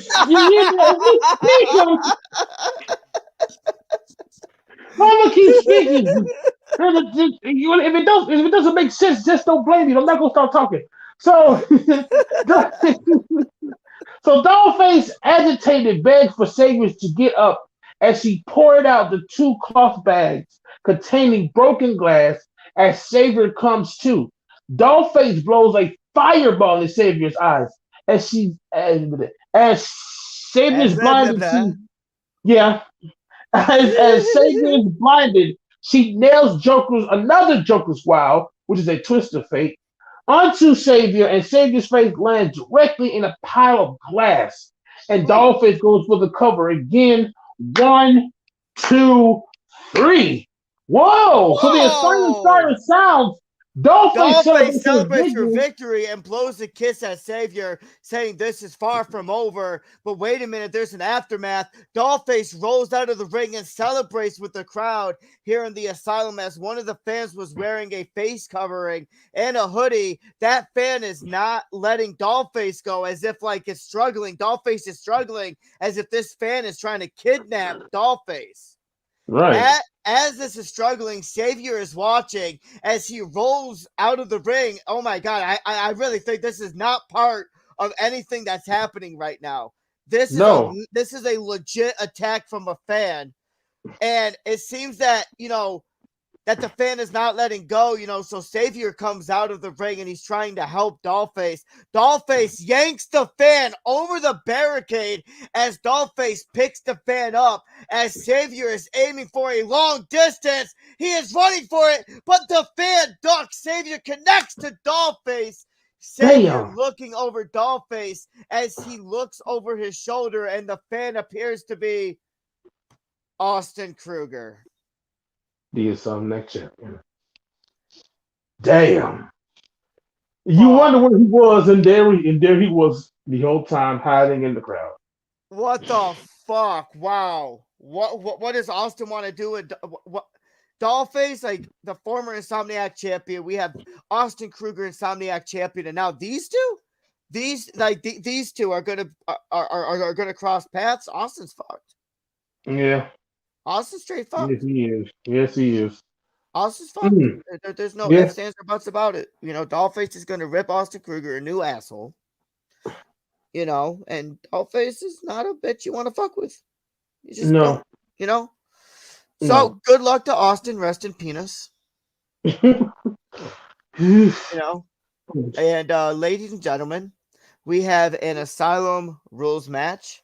Brackus taking on Andre Bradford. So here, Andre Bradford, one half of Slaughterhouse going up against Brackus, a CTC member. Brackus charged at Andre and tried to chop block. However, Andre was able to drop to a knee right into Brackus' back. He gets up and drops back down into his back. Andre gets up and grabs Brackus and throws him against the turnbuckle. Andre would hit a splash into the corner as Andre steps backwards. Brackus fell face into the mat. As Brackus is laying there, Andre uses his foot to nudge Brackus over his back. Andre would then climb to the middle rope. He then jumps off and hits a splash on Brackus. Brackus grunts and grasps for air as Andre lands on him. Andre goes for the pin. 1, 2. Brackus barely got his shoulder up. Andre gets a little frustrated and hits a standing elbow drop on his prone opponent. Wow. Andre grabs Brackus' left arm and leg, gets him in position for another splash. As Andre climbs to the middle rope and jumps off, Brackus is able to roll out of the ring, allowing the big man to hit the full impact from the splash. Ouch. Damn. Ow. This gives Brackus much needed time in getting his breath back. He dropped to his knees and started looking for toys under the ring. No, I like toys. What kind of toys are What's going on, Andre? So Andre slowly starts getting to his knees, and he starts crawling towards the ring ropes. He reaches out and grabs a handful of Brackus' hair and yanks up. Okay. Brackus is in retaliation, hits Andre in the forehead with a crescended wrench. As Andre falls backwards, the blood pouring from the open wound on his head.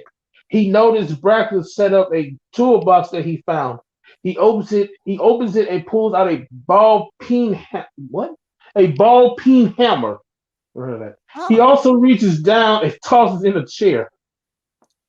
Okay. By the time Brackus made it into the ring, Andre was up to his feet, his crimson mask of fury visible. Andre goes and tries to put Brackus in a bear hug. Brackus, however, dodges the move and brings the hammer down on Andre's left knee, buckling it. Andre drops to a knee and looks up at Brackus, bends down and picks up a chair.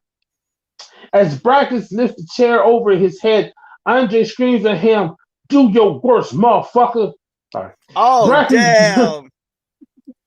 Brackus drives the chair down on Andreas' head, bending to sink back.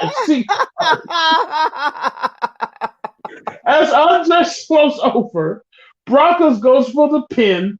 1, 2, Andre gets out. Okay.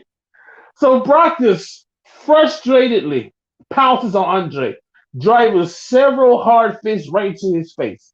However, Andre starts to move and both men are soon on their feet, each trading blows. After one wild haymaker from Brackus catches Andre in the jaw, the big man changes his mind about this. He grabs Brackus by the throat, throws him into the corner with such force the back of his head hits the top of the ring post. Oh. Brackus slumps to the mat as the blood pours from the open gash on the back of his neck. Andre rolls out of the ring and grabs the table and slides it in the ring. He sets up the table and walks over and grabs the dazed Brackus. He lifted him up and laid him on top of the table. Andre climbs to the top rope and jumps off, doing a Vader-like moonsault. Brackus moves at a very last second, allowing Andre to go through the table. As Andre is laying there, Brackus covers for the pin. 1, 2, 3. Your winner is Brackus. But as Brackus rolls off of Andre, an evil laugh is heard throughout the arena as the light starts to flicker, then suddenly go out. When they come back on, Trey Silent is standing beside the unconscious Andre Bradford with a snap of his fingers. Black iron bars surrounded Andre. Trey walks up to the cage and says, "Andre Bradford, I hereby decided to send you to the newest wing in the asylum, a wing in which you will never return from."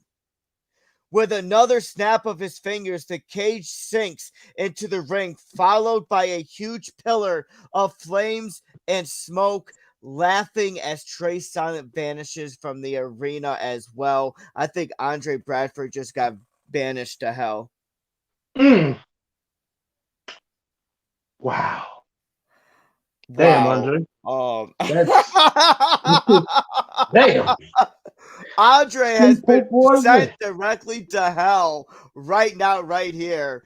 And there's no evidence of his dead body. He's literally himself dying in hell, going to be in hell for the rest of his life. Okay, we're really praying for him. But and by the way, what we found out with the cages, there's a lot of Richard Strongco's around, and Trey Silent keeps echoing that Richard Strongco pinned Andre Bradford. Oh my God. So Andre's gonna have to hear that for the rest of his life. Oh my God. He's through. We're evil, aren't we? Very. He's through. He is so fucking through. For eternity, that's what he has to hear. So poor Andre Bradford, I guess that his files are gone. He's straight to hell. And a padded room match.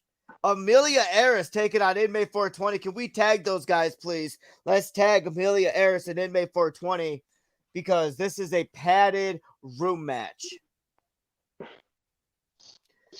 Are you ready for this? Yes, sir. All right. Why don't you start it off, my big bro? So the Asylum shifts, as we can see, into a padded room as we see two patients laying on the floor. They begin to stir as Amelia Ayres and inmate 420 stand up, look at each other, and rush in and lock up, with Amelia getting the upper hand, who tosses inmate 420 into the cell wall. He simply bounces off and comes back and nails a clothesline. He climbs on the bed and jumps off only for Amelia to roll out of the way. Excuse me. Inmate gets up laughing as he looks at Amelia, who seems to wait for him to make his move. Inmate just stands there as Amelia, having enough, rushes in, and only Inmate to move, and Amelia to crash into the padded wall and bounces off into a vicious DDT and cover, but Amelia kicks out at 2. Amelia kicks out at 2. That's great. Inmate can't believe it. As he drags Amelia up, she nails him with a punch to the gut, followed quickly by a DDT. She laughs and waits for him to get up before rushing in and nailing the kiss of death and covers him, but Inmate kicks out at fucking 1. Wow. As Inmate hunches over Amelia, nails Inmate with a European uppercut, then spins Inmate around and nails him with a chaotic end at Widow's Peak and goes for the cover. 1, 2, Inmate reverses it into his own pin. 1, 2, no, Amelia kicks out at 2, and before Inmate could even get up, Amelia nails Inmate with a vicious headbutt as Inmate sees red as he begins to become anxious and angry. Yeah. I'm loving it. Inmate stands up and instantly rushes at Amelia, catching her off guard as he begins to deliver lefts and rights to her back, sending her into the wall. Amelia, tired, tried to push him away, but Inmate seems to have gained super strength. He is relentless. It must be his weed, man. Yeah. Super strength weed. He has that shit, man. He has that shit. You know, have you ever been to the smoking stuff and stuff? Nope. Dude, it's fucking epic. It's fucking epic. Like, what's your favorite type of food? Chicken. He has infused chicken. Ooh. Try that shit out, man. Yeah. Okay. Try that shit out, man. It's really fucking dope. Really fucking dope. So, anyways, he is relentless in this assault forcing, but Inmate seems to have gained super strength. Like I already said, I already read that line, dumbass. She brings her knee up, connecting with Inmate's nads. Ah, fuck. Amelia, into desperate measure, she brings her knee up and connecting with Inmate's nads again. Inmate falls to his knees as Amelia backs up and nails him with a running knee. She picks Inmate up again and sets up for the Widow's Peak, but Inmate is somehow able to wiggle free and nails Amelia with a forearm to the back of the head. Amelia's back is up against the wall. Suddenly, Inmate 420 spears Amelia through the wall into a separate padded cell, which seems to be covered in blood. Inmate shrugs and picks Amelia up before noticing a tray of what appears to be old needles. Uh-oh. Oh, shit. Doctors, nurses, please, you gotta stop this. He picks one up and goes to stab Amelia, only for her to dodge and back away, taking a needle. When Inmate isn't looking, she goes to stab him. At the same time, he goes to stab her. And it appears that they have stabbed each other. Both patients pass out as doctors and nurses rush in to check it out. They are saying that this match is a no contest. It is a draw. They both sedated themselves, and those needles are not pleasant, my brother. No, they are not. And I don't want to know what they like, and I will never know what they be like. So, yeah. Holy shit, man. Wow, that is fucking crazy. Kudos to fucking Inmate 420 and kudos to fucking Amelia Ayres. That's hands down. That is fucking hands down. Both put on a hell of a clinic in this match. I give it to them 100%. Absolutely. So a couple months ago we had the House of Fear match. Mm-hmm. A pay-per-view. A pay-per-view. A House of Fear pay-per-view. And now we are entering the House of Fear when it's Unhinged taking on Tim Cyphers. Hey, Dre, what time did you have to go? Around about 9:30, 9:40. 9:30, 9:40. Perfect. Mm-hmm. We can do this. We can do this, right? Yeah. Let's do this, my brother. Let's do this. So Unhinged versus Tim Cyphers. Let's see how this match plays out. I'm kind of scared for this match.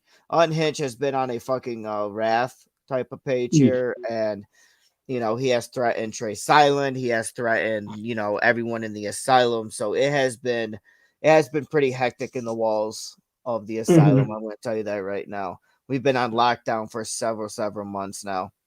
It has not been pretty. So the House of Fear appears out of nowhere as Tim Cyphers walks cautiously towards it. Cyphers holds up the mask of Unhinged. Suddenly, the mask vanishes from his hand as a dark figure grabs him by the neck and pulls him into the house. Ooh. What else is going on, man? So Cypher looks up and sees the mask of Unhinged floating in midair. Dark Princess walks up and grabs the face of Cyphers. Welcome to the House of Fear. We've been expecting you. Princess boots.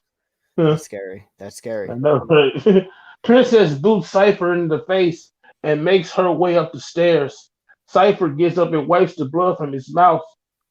Cyphers is face to face with the mask again. The lights in the house start to flash as the foundation begins to shake. Unhinged appears as the body fills behind the mask. Cyphers drops in fear. Unhinged eyes glows black as he opens his mouth and the 7 deadly sins are released. Each sin grabs a hold of Cyphers, lifting him in the air by the limbs. Unhinged walls behind him and whispers, "Not real, not worthy. Not real, not worthy." Unhinged does the topsy-turvy, the fiend neck twist right as the sins yank on his limbs, ripping them off his body. The force is unhinged. Topsy-turvy rips Cypher's head off the body. The sins devour the remains of Cyphers as Unhinged turns and begins walking up the stairs. Well, we know who won that. Your winner, Unhinged. And I really think we lost Tim Cyphers. I think so too. But there's no recovering from that. No. No, I'm kind of. Thank you for your employment here, Mr. Cyphers. I'm not gonna see you again. So Unhinged. Yeah, go ahead. Talk about the aftermath, my brother. So Unhinged stops as there's a knock on the door.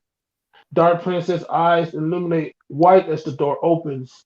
Trey Silent walks in, looks at Unhinged and Dark Princess and says, "I'm home. I'm home." That sounds much better. The sins vanish as the door slams behind Trey and the house vanishes to the sound of Unhinged laughter. Oh shit. That's just fucking crazy. But speaking of all of that and that House of Fear match was epic. But what about this next match? A number 1 contender for the Bloodbath Championship. We have Dark Princess taking on Leon Dredd. One of these two competitors, one of these two patients will get a chance to face a Bloodbath champion. Now we have a Bloodbath Championship match coming up where we have Allison Black taking on KC Riddle. So it could be either or from either or. And that's what's going to make this pretty interesting. Very. Very, very, very, very. And so why don't you start the match, my brother? Dark Princess versus Leon Dredd. Yes, sir. So as the Asylum siren sounds, the two entities start circling each other, one with white eyes and the other one with the morning star yellow. Leon and Flower meet in the center of the ring, each trying to get an advantage. Dredd keeps trying to grab Princess, but she dodges his grabs and lands several hard and swift kicks to the side of his leg, and his leg. He tries one last time as she bends backwards and uses one foot to kick him in the balls as he returns to a standing position.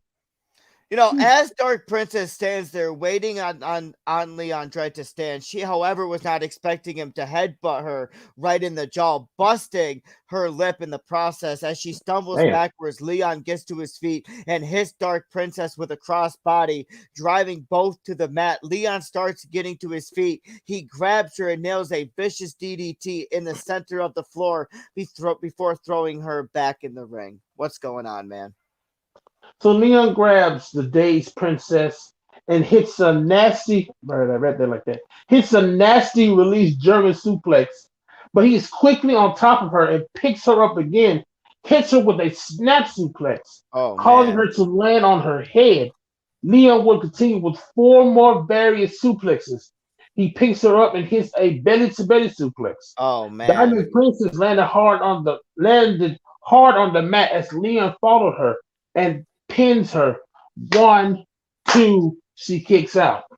Leon grabs her and throws her outside the ring. He quickly follows her out. He grabs her and then Irish whips her against the barricade. He walks back, turns, and runs right away and is trying to spear her through the steel structure. However, the Dark Princess leapfrogged over him, causing him to slam into the barricade, crushing the fans in the front row seats. Damn. Leon climbs to the ring from the pile of human carnage and metal to the ring. The Dark Princess grabs a chair from under the ring and waits. Just as Leon climbs up the side of the ring, Dark Princess hits him with the head with multiple chairs to the fucking head. She then opens it up and wraps it around his head where the chair back is resting on his throat. Dark Princess then drops the Morningstar Army leader, trying to crush his esophagus. God damn. What else is going on, big bro? So she grabs him by the hair and drags his body into the ring just as she starts climbing into the ring.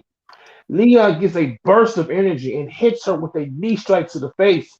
As she falls back to the ground, Leon climbs through the ropes and hits a splash on her from the apron. After he gets up, he picks her up over his head and hits a power slam over the steps. He walks over and rips the steps in two. He sets the top part on the floor. He grabs Dark Princess and hits her with a gut-wrench powerbomb on top of the bottom steps. He then sets the top part right on top of her and climbs into the ring and up to the turnbuckle. He jumps off and goes for a senton to squish Dark Princess. She, however, rolls out in time as he crashes on top of the steel steps. She grabs him and throws him in the ring. She goes for the pin. 1, 2, he kicks out. She kicks him in the mouth and picks him up and hits the Royal Stunner. Then she climbs to the top and she hits the prettiest elbow. She pins him again. 1, 2, 3. Your number 1 contender for the Bloodbath Champion, none other than Dark Princess. What a fucking hellacious match. We've just that was motherfucking beautiful. Dark Princess is your number 1 contender for the Bloodbath Championship. This is going to be pretty interesting. Yeah. And hey, someone tag Tony Sterling and someone tag Rebecca, because I think we're about to take a trip to the amusement park, my brother. I'm ready to go. I'm not really ready to go, but I'm ready to go. Are you ready to go? Because no. I mean, we got this. Hold on. No. I'm not ready to go see the stinky pinky. I'm not ready to do that. That was good. That was good. Thank you. But I'm not ready to do that. But since we have no choice. Man. This is going to be pretty fucking interesting, I'll tell you what. Yeah. We're really excited for this. So, ladies and gentlemen, just in case you don't know, we have the amusement park that features the owner himself, the Stinky Pinky Onions versus Sabrina the Psychotic. Now, do you know why, Dre? why this had to happen. I'm not mistaken. I remember, come on, we've been drinking, we've been partying with the monkeys again. No, that's Mammoth, not me. So yeah, I've been hanging with Mammoth. Don't judge me. So help me out, please. So what happened is Sabrina thought that she could be like the Underground and come in and try to take the opportunity for the bloody agreement contract. And Onions was like, "Oh fuck no," and hit the road breaker. So doctors and nurses are like, you know what? Let's see what these two can bring. Are you ready for this? All right, here we go, ladies and gentlemen. Sabrina begins to explore and calling out, "Here, bunny, bunny, bunny, bunny. Here, bunny, bunny, bunny, bunny. Here, bunny, bunny, bunny, bunny, bunny." I don't know if he likes the word bunny. Unless I'm blinded, I don't. No, but go ahead. Come and play. She thinks she sees a sliver of pink over by the main tent. As she heads in that direction, someone steps out of the shadows and stabs Sabrina with a needle, knocking her out. Well, damn. Damn. What's going on, bro? When she wakes up, she looks around and finds herself in the main tent. Ooh. She goes to move only to find herself handcuffed to a board that begins to spin. A sinister laugh echoes around the tent as Onion steps out. He smirks and says, "Welcome to my home, Sabrina." He laughs as he walks over. He laughs as he walks over to stand in front of the wheel. As he pulls out a set of rusty knives and begins throwing them at the wheel. Oh shit! Yeah. Damn. Play that game. But Sabrina struggles against the cuffs as the knives barely miss her until one of the knives actually grazes her side. Onion laughs and says, "I could have sworn my aim was better." Sabrina's eyes goes blue.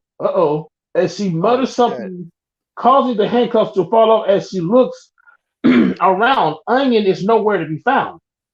Suddenly, Sabrina is met with a big boot, sending her Hold on. So wait a minute. Suddenly, Sabrina is met with a big boot, sending her through the board. She gets up and looks around and sees Onions leaving the tent as she quickly follows him through the park into the ends up in the fun house.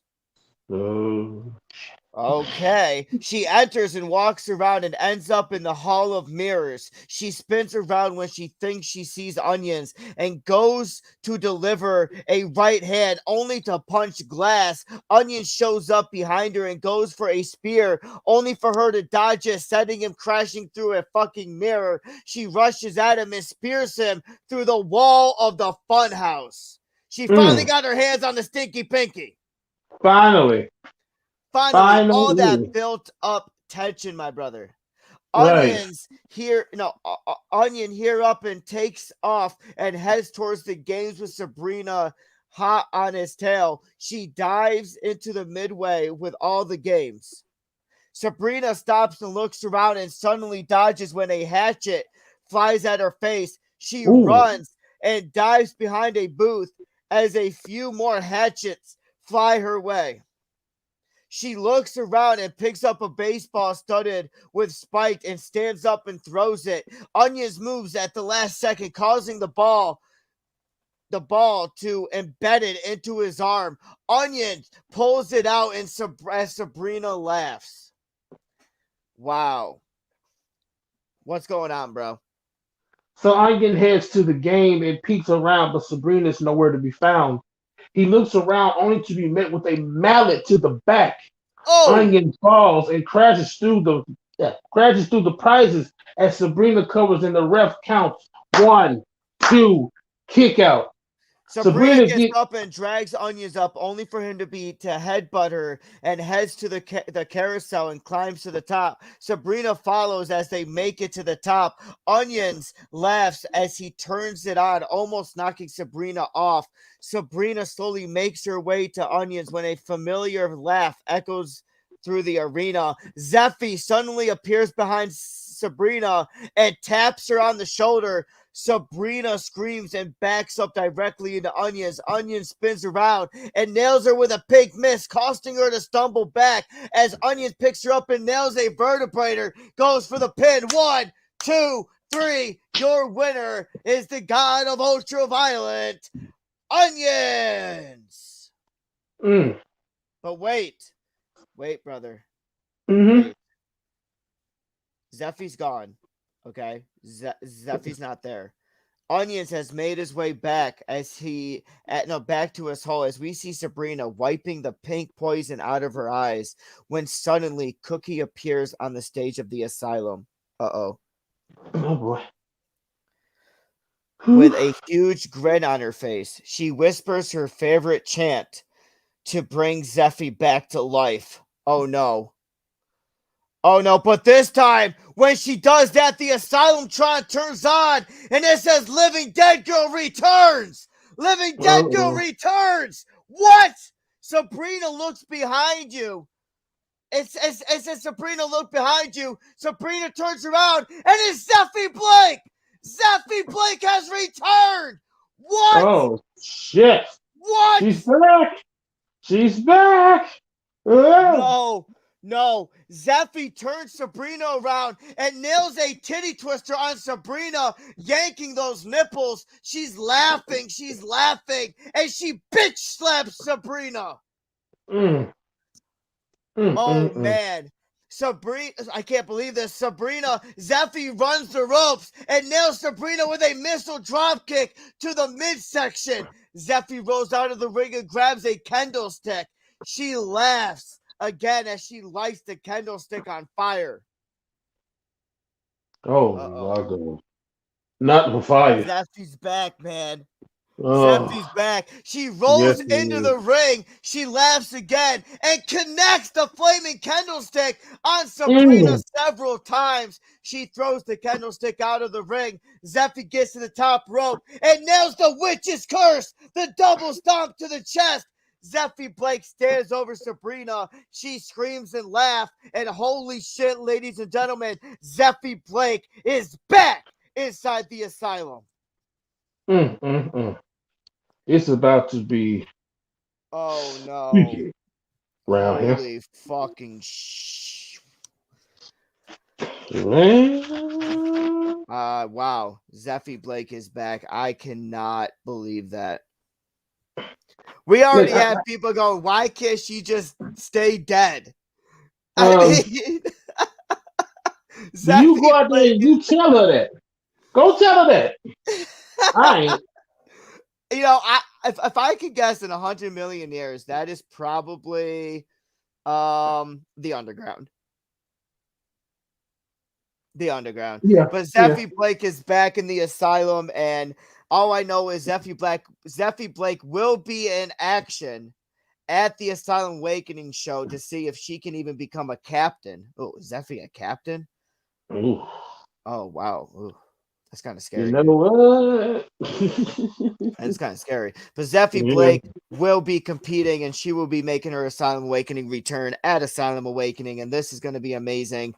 So congratulations to Zeffy Blake for the return and an impact. Poor Sabrina. Yes. Welcome back, Zeffy. Wow. Anyways, my brother, match 17. We have a barnyard match. We have the Bloody Agreement winner, Scabs, taking on the Chaotic Tag Team Champion, Crisis. Why don't you call this match, brother? So,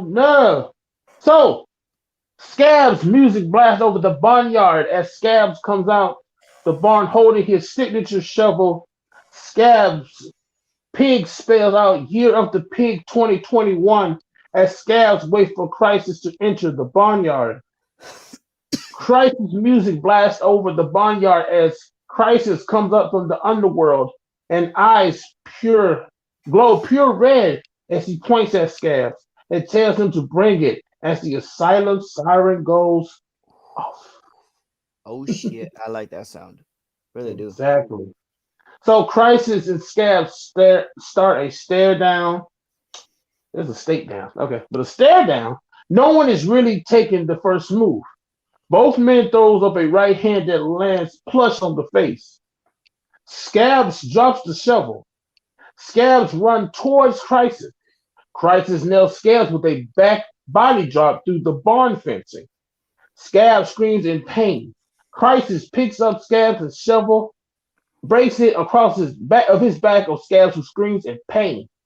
Christ kicks. Okay, Christ kicks nails a Death Valley driver through a wheelbarrow of hay. Crisis goes for the quick cover, and the referee counts 1, 2, no, kick out by Scabs. Damn. All right. Mm-hmm. So Scabs is slow to get up as a pig with ram horns. Wow. Comes out of nowhere and rams Crisis in the head. Scabs gets up. That's funny. Yes. So Crisis in the ass. Scabs gets up and uses his broken shovel to land a Russian leg sweep into the ground. Scabs goes on the tool shack and nails a diving elbow drop to Crisis. Scabs covers Crisis. The referee jumps down and counts 1, 2. Crisis kicks out at a 2. Crisis gets up and lands an eye rake on Scabs. Crisis nails a sidewalk slam on Scabs and goes for the cover. The referee counts again. 1, 2, 3. No, kick out by Scabs. Damn. So Crisis opens the tool shed to the barn tool shed and grabs a hoe. Was she pretty? Crisis starts beating the shit out of Scabs. Scabs starts oinking. Which assembles them. The pigs start biting Crisis with their razor sharp teeth. Scabs girths up and grabs a rake and rakes the back of Crisis, leaving rake indentations into Crisis's back. Scabs calls out the pigs by oinking. Scabs and Crisis start brawling into the barn, where we see pigs, horses, chickens, and a peacock named Hellraiser. Hellraiser's a peacock. Okay, I like that.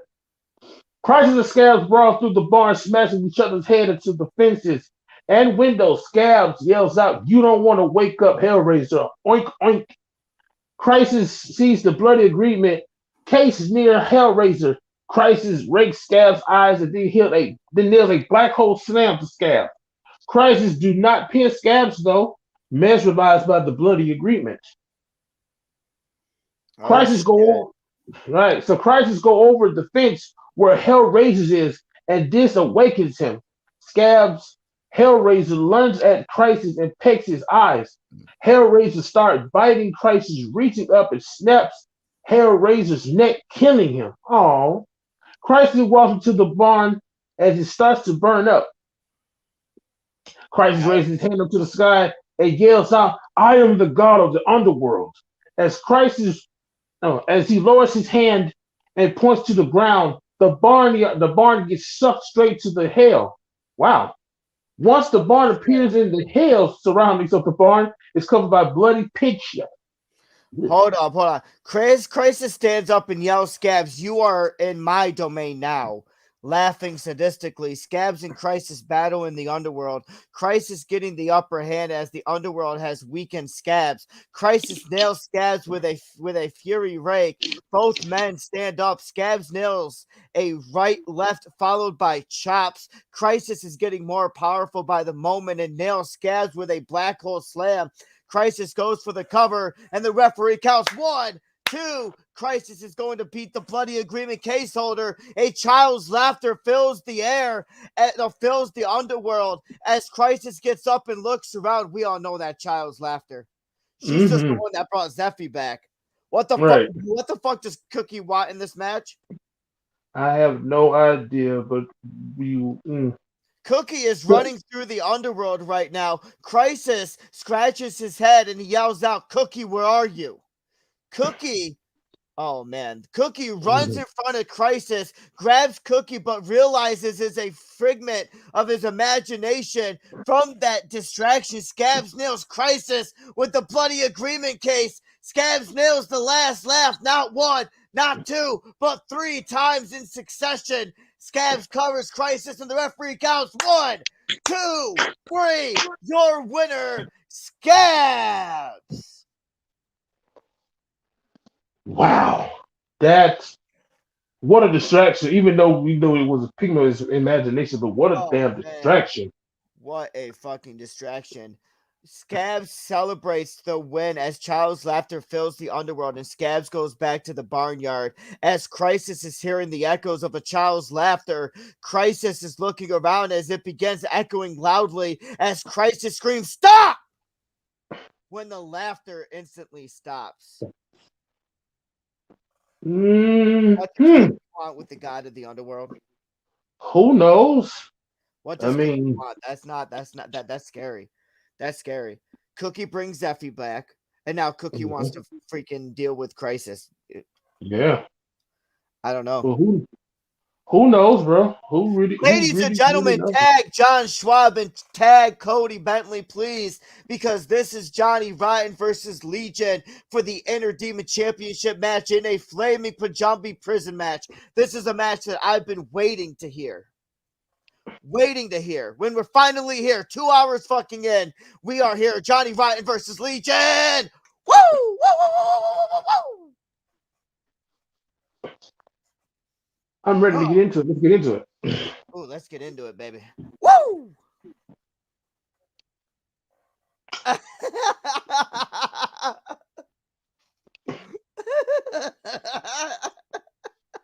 Sometimes I wonder why I took this job. I know, right? No, I don't. I'm kidding. All right. But go ahead. Start this. All right. So Johnny and Legion stand inside the structure as the doctors and nurses walk out with gas and a torch. Dr. Calypso waits till the outer structure is saturated. He then lights it on fire as the flames dance on the bamboo. Legion stares fascinated. Johnny, on the other hand, hits his opponent in the back of the neck with a vicious elbow. Johnny Rotten already taken the advantage. Johnny Rotten is like, look, I'm fucking Inner Demon Champion. I'm going to destroy you once and for all. There is not going to be any Legion. There's not. Okay. Good.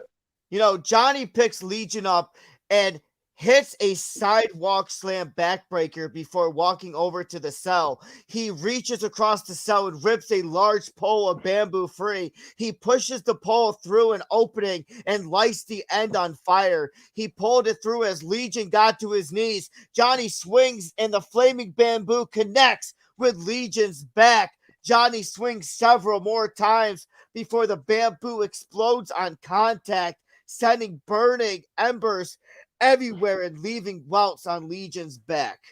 Ouch. What's happening, bro? So as Legion is kneeling down in pain, Johnny decides to start climbing the cage. As Johnny starts climbing, Legion comes to his senses and quickly starts climbing after the Inner Demon Champion. As Johnny reaches the top of the inner structure, he suddenly has his hair yanked back by Legion, stopping him. As he stops, Legion starts bashing Johnny's head off the cell, causing his head to start bleeding. Legion suddenly jumps up and grabs Johnny, hitting a backstabber from 20 feet in the air. As Johnny lays there in pain, Legion stands up and starts stomping his opponent in the back and in the head. Legion then picks Johnny up and starts bouncing his head off the bamboo cage. He then lays Johnny under the metal door and yanks on the rope. Johnny barely moved in time as Legion was trying to decapitate him. Johnny stares at Legion in disbelief. Before starting laughing, Johnny continues to laugh as he gives Legion the double finger salute. This pisses Legion off even more as he hits a missile drop kick to Johnny's chest. Wow. These boys give me pure energy. Man.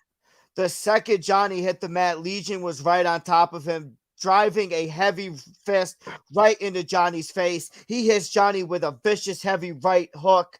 Before he drags Johnny to his feet, Legion goes to hit Johnny with an Irish whip, but Johnny ducks under it. Johnny comes to a quick stop and kicks Legion in the knees, dropping him down. As Legion drops down to his knees, Johnny jumps over him, connecting with a float-over bulldog. Woohoo! Johnny gets to his feet and dives a knee right into Legion's face, busting open his nose. As the blood pours out, Johnny runs his hands through it and wipes the blood on his own face for a war paint moment. What else is going on, bro? Johnny picks up Legion to his feet and drives his knee right into Legion's stomach. Johnny nails a powerbomb, bouncing Legion off the cell before hitting the mat. As Legion starts to get to his feet, Johnny grabs Legion and hits the rave to the grave right in the middle of the ring. How that sound? He would then pick up Legion and set him against the cage and hit a spear, knocking down one side of the cell and catching the whole thing on fire. Oh shit. So Johnny rips his shirt and wraps it around his hands. He starts climbing the fiery structure. As he gets just high enough, Legion gets under him and hits a power bomb. Yeah, hits a power bomb. Johnny off the collapsed cell, bending the burning bamboo even worse. Legion climbs into the ring and hits a senton, sending both completely through the cage wall. Wow. This match is fucking crazy. These two are showing what inner demons are all about, my brother. Inner demons going through all the pain, the suffering, the depression, the moment of getting your inner demons and being able to release them in this. And this is just fucking epic, dude. Yes. This is what the patients thrive for. Continue on, my brother. So Legion is the first one to his feet. He grabs Johnny by the hair and drags his smoldering and knocking opponent to the other door. He grabs Johnny's arm and sticks it under it. Legion then picks up a piece of burning ember and burns the ropes, holding the door up. As the rope holding the door snapped, it came crashing down, severing Johnny's arm from his body. Oh, man. As Johnny howls in pain, Legion reaches through and picks up the severed appendage and uses it to bitch slap Johnny with his own hand. Ignoring the pain, Legion grabs the burning cell. Foot by foot, Legion would climb the burning cage until he reached the top. As Legion looks down, Johnny starts climbing up the cage one-handed. Legion climbs over the top and climbs down to the other side. As Johnny makes it to the top, both Johnny and Legion dive off the structure, but Legion lands on the ground first. Your winner and the new inner demon champion, Legion.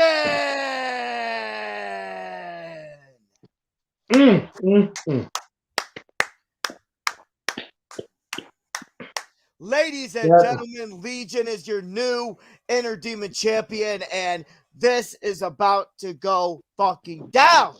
Yes. Legion, man. Your inner demon champion inside this asylum, and wow. No, have mercy. I ain't gonna tell you, man. Whew. Man, we got 2 matches left, and I know we're cutting it short for you, my brother. No, we're gonna let this co-main event ride. Let it ride. Because, ladies and gentlemen, we have a bloodbath championship match. We have Aleister Black taking on KC Riddle. But I want everyone to chant, congratulations, Legion. So congratulations, hashtag Cody Bentley. You have done amazing work. You are the inner demon champion. And congratulations, my brother. A former Beast Brawl champion and now a current inner demon champion. That's fucking epic. We have Aleister Black defending the Bloodbath Championship against CTC member KC Riddle. Inside of a bloody Titanic. Ooh, I love the bloody Titanic. Ooh, love it, love it, love it, love it. So, KC Riddle enters the bloody Titanic, looking around at the blood-red ocean and soaked in blood. Titanic Mason warns Riddle, you better drop the medication or it's getting tossed overboard. Oh, Mason. Riddle laughs and says, you ain't got the balls. Mason drops the medicine into the ocean as Riddle clothesline Mason overboard as they both crash into the ocean. Wow, really? Right? Okay. Damn, Mason. Over medication. So Allison's just sitting here like, really? What I'm on Really? What I'm on So what's going on, man? So Aleister Black enters the fray on the bloody Titanic and smiles from ear to ear as KC Riddle is climbing up the rail with some of the drugs that were found in the ocean. He got the drugs. I can't believe he got the fucking drugs. Wow. He's that desperate. He's that fucking desperate. That's sad. That is so sad. But Allison laughs as KC Riddle makes his way back up the Titanic. Allison runs and plants him with a running DDT. Allison picks up the medicine and throws the medicine overboard. No! Allison! You threw the medicine overboard. At the corner there, getting it. Here she go.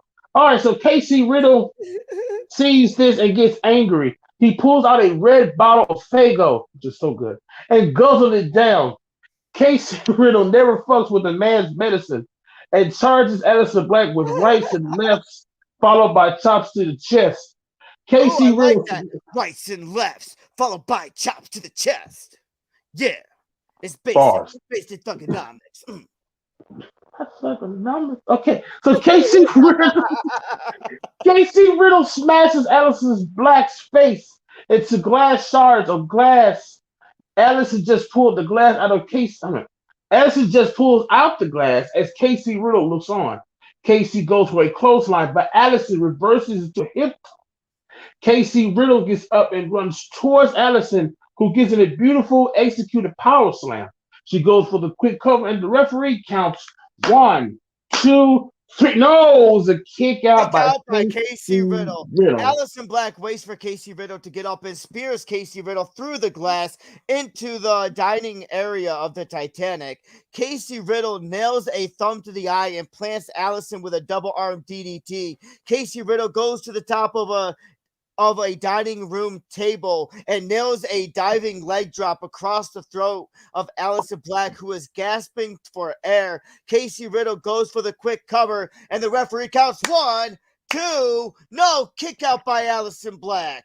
KC Riddle waits for Allison to get up and then charges at her. Allison catches him with a back body drop through the table. She quickly goes for the cover, and the referee drops down, and it's a 1, 2 kick out by KC Riddle. Wow, my brother. These two people are testifying. Yes, they are. They are fucking amazing.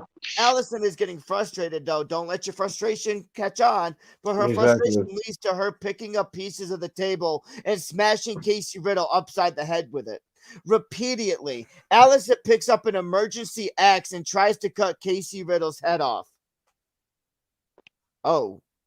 Damn. Who's going chicken hunting? There, she's going chicken hunting. Hey. Hey, oh, hey. Sorry. Okay. KC moves out of the way. Allison is still trying to get the axe out, but KC sees a bottle of medicine and chugs all the drugs down. KC eye glows and he goes, I am on cloud 9 and further and beyond. I am Buzz Lightyear. So we got KC Riddle Lightyear going on here. Yes, we do. Yes, we do. Yes, we do. Yes, we do. So Allison tries to swing the axe, but KC Riddle sways out of the way perfectly. Really? I can just see that. KC Riddle. I feel the wave of the ocean. KC Riddle lands a spike DDT on Allison, and they fall through the main dining area into the engine room. KC goes for the cover, and the referee counts 1, 2, no, it's a kick out by Aleister Black. KC Riddle waits for Allison Black to get up and nails a running, swinging neckbreaker, followed by 3 super kicks through the engine of the Titanic. Allison is bleeding and burnt profusely. KC Riddle starts hallucinating. Oh, wow. I mean, here, you just showed sees all that Mason thing. standing in front of him with medicine. KC Riddle starts fighting with medicine. Wow. Starts fighting with Mason, but no one is there. So we're seeing KC Riddle fight no one right now. Oh, okay. So he just... KC Riddle's going, whoa, whoa, whoa, whoa, whoa, whoa, whoa. Like they realize that he is on fuck. I really think he's fucked up than Chicha-Chung. You know what I'm saying? What the hell? My question is, what is in that goddamn medicine that's making them so fucked up? I don't know. I don't know. Okay. I don't know, man. Meanwhile, Allison Black head pops off and what? And Emberlyn shows herself. Emberlyn gets up and notices KC Riddle throwing punches and kicks at the win. Emberlyn takes the Bloodbath Championship and pegs KC Riddle in the head before nailing a spike pile driver on top of it. Emberlyn goes for the pin and the referee counts 1, 2, 3. The Asylum Simon goes on. Your winner and still Bloodbath Champion, Allison Black. And you know what that means, Dre, right? Yes. I know what it means. What does that mean? I don't know. You don't know what it means. It means I know what it means. What is at it? start of 2022, we will have Allison Black taking on Dark Princess for the Bloodbath Championship. Oh, that's going to be motherfucking epic. But wait a minute. KC Riddle wakes up and sees Mason Stevens standing over him, smiling, and the rest of CTC start dragging him away by his command. Holy shit. And you got to go, don't you? Yeah, I do. All right. That's fine, my brother, because this main event, we have Underground versus Titan. So someone tag Lane in here and someone tag Rich in here because this match is going to be great. I cannot wait. So thank you, everyone. Trey. Thank you for being my co-host. Konnichiwa. What? Konnichiwa, right? Konnichiwa. That's Konnichiwa. So something for somebody's language. I can't think of it. Are you ready for this? But konnichiwa to you, bro. Are you ready for this? I'm ready for this. Ready. Yeah. All right. Have a good night, man. You too. All right. All right. Who's going to be my lucky charm backstage? All right. Are you Big John? Are you going to be my lucky charm for the evening? I'm going to call the match by myself. I just need your pretty face on the camera. All right. Woo! We got Big John in the building, my brother. Ladies and gentlemen, the biggest, baddest, sexiest motherfucker is finally calmed down after his match earlier. And I know who kicked me. And you will hear from me very soon. It's got to be Chaz Johnson, right? I mean, I can't give away the secrets. Probably not. But we have an Asylum Championship match. We have Underground taking on Titan. We know that Titan has been wanting the Asylum Championship for such a long, long time. This could be his opportunity to shine. Or will Underground just show why he is probably the best Asylum Champion ever because he's low back, he's low key, and he's like, fuck y'all, I'm just better than you.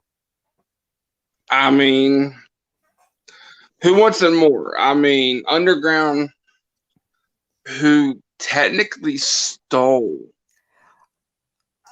Yes, that is that. I mean, he technically stole it from Psycho Sabrina. I really don't know how he did that. I really don't know. Doctors and nurses are just stupid and allowed it. So who knows? But he's facing Titan, and Titan is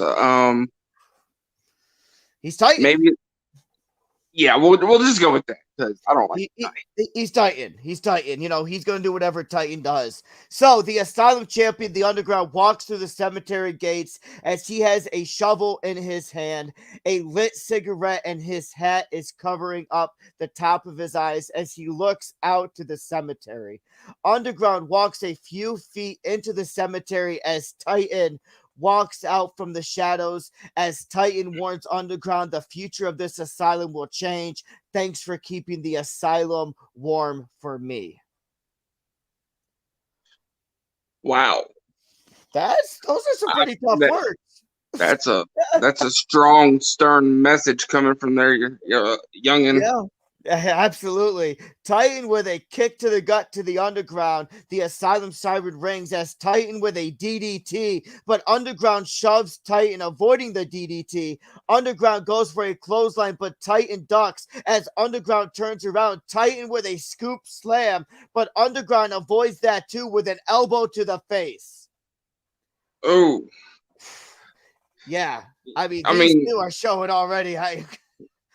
The battle has just begun, but it seems like Titan is on a mission to prove that he's worthy of being the next Asylum champion. Yeah. Titan loses his grip as Underground with a nasty uppercut.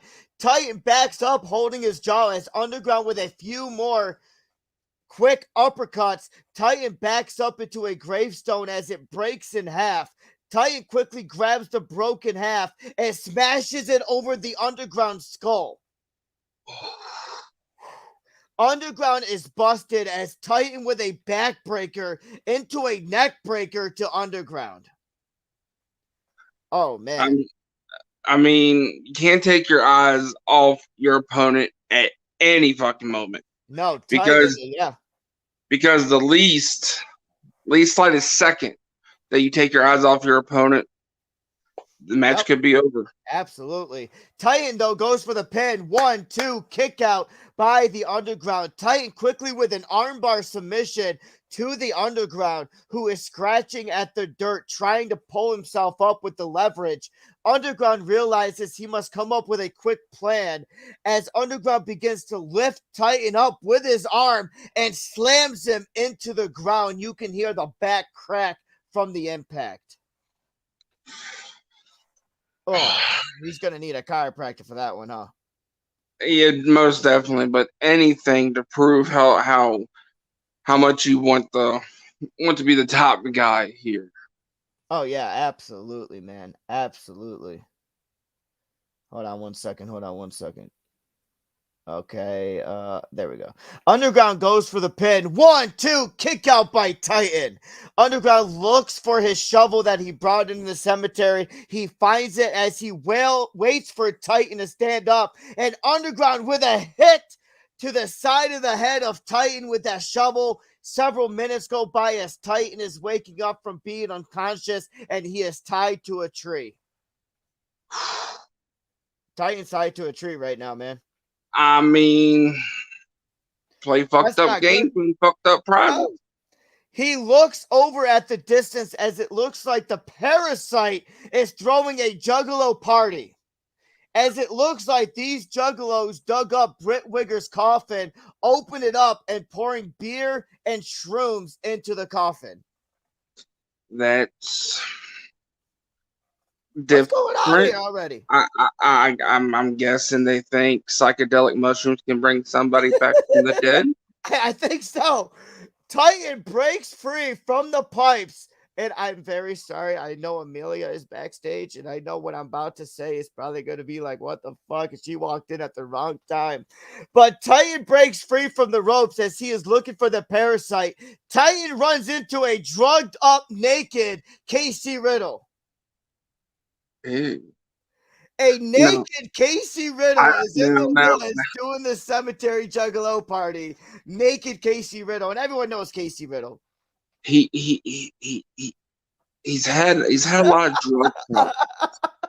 Yes, and tonight is just proving it.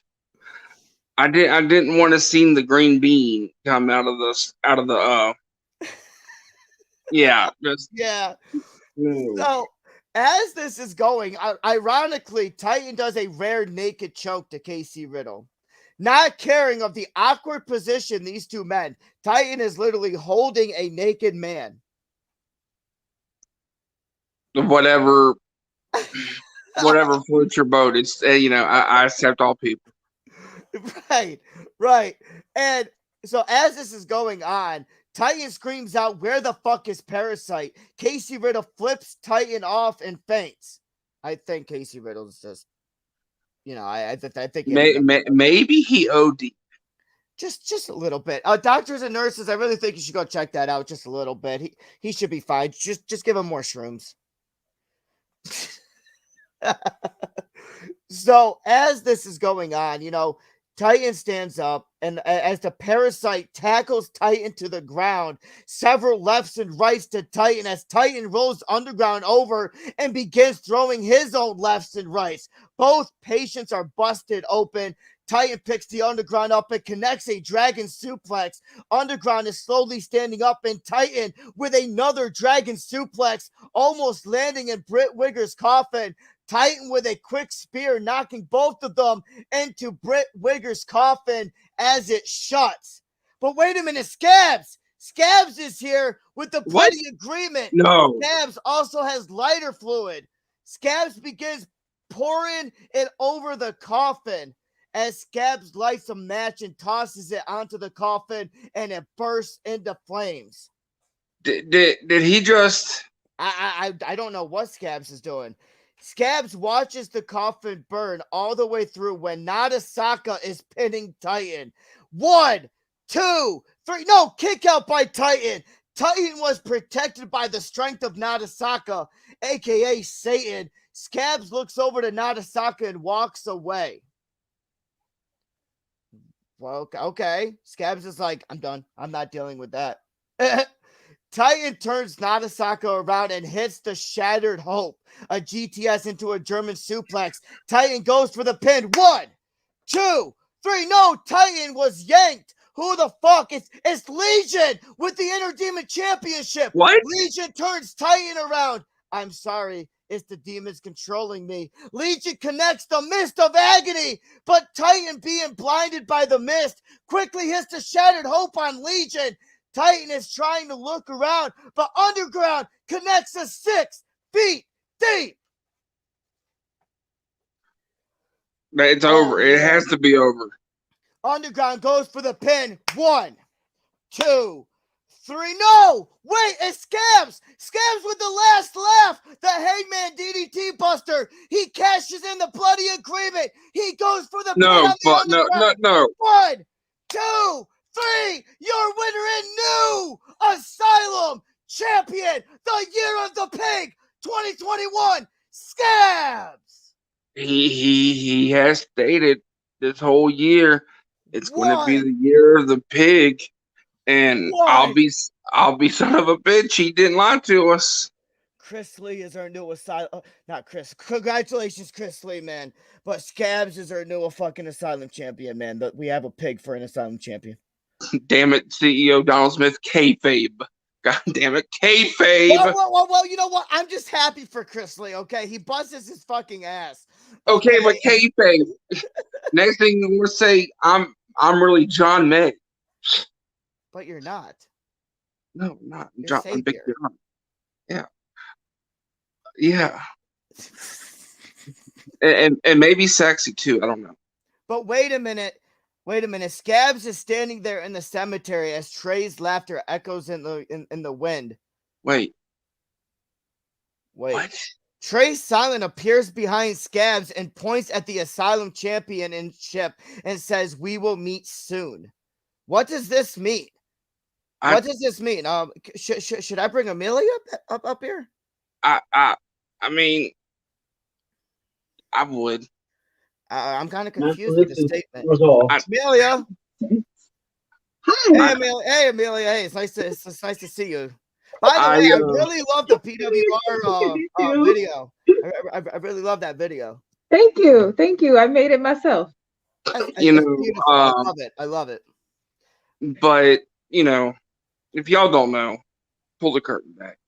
This is the Goddess of Chaos, Amelia Eris, the owner of PWR Supremacy, the greatest women owner of EFED ever, the hottest fucking EFED right now. And we put our heads together and thought, what better way to end her season 1 WrestleMania Last Breath than Love to the name, put by the way. Love the name.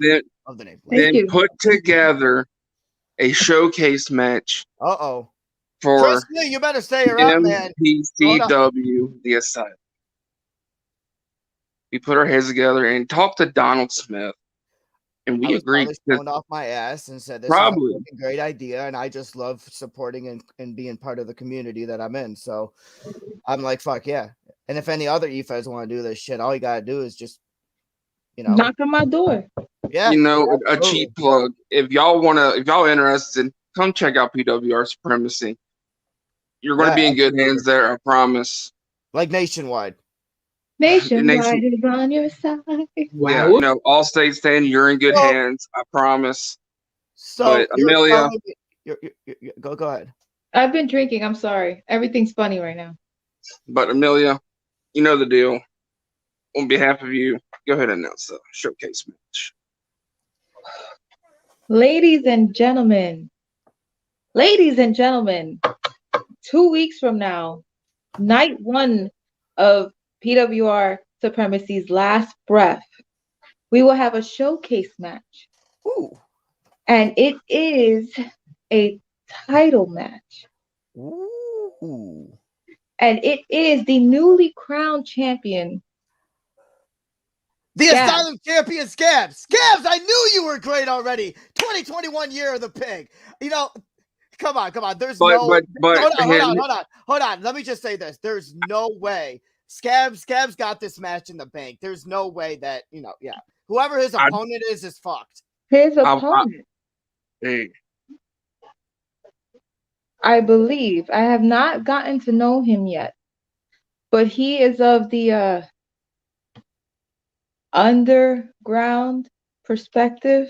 You know what I mean? Is he the creator of some sort? Trey Silent?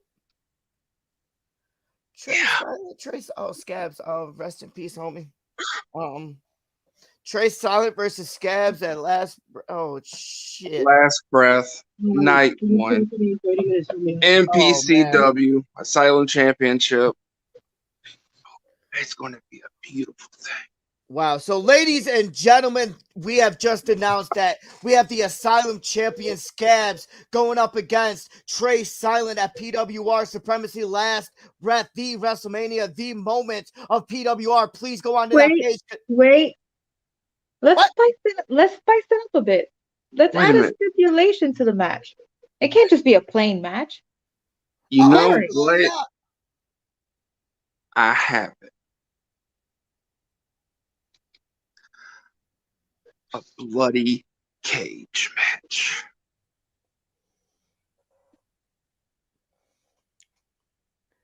What about a Lucifer's Playground match? What about a Punjabi prison match? The spiked Punjabi prison match. A spiked Punjabi prison. A spiked Punjabi prison match. Actually, let's add a little more onto it. Let's have the people in the asylum vote for it.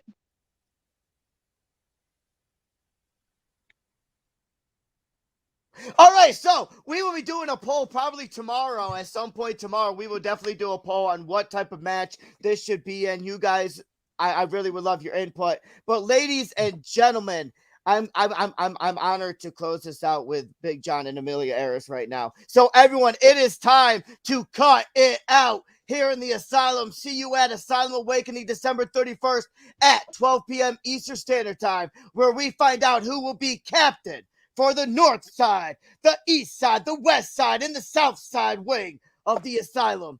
See you guys December 31st.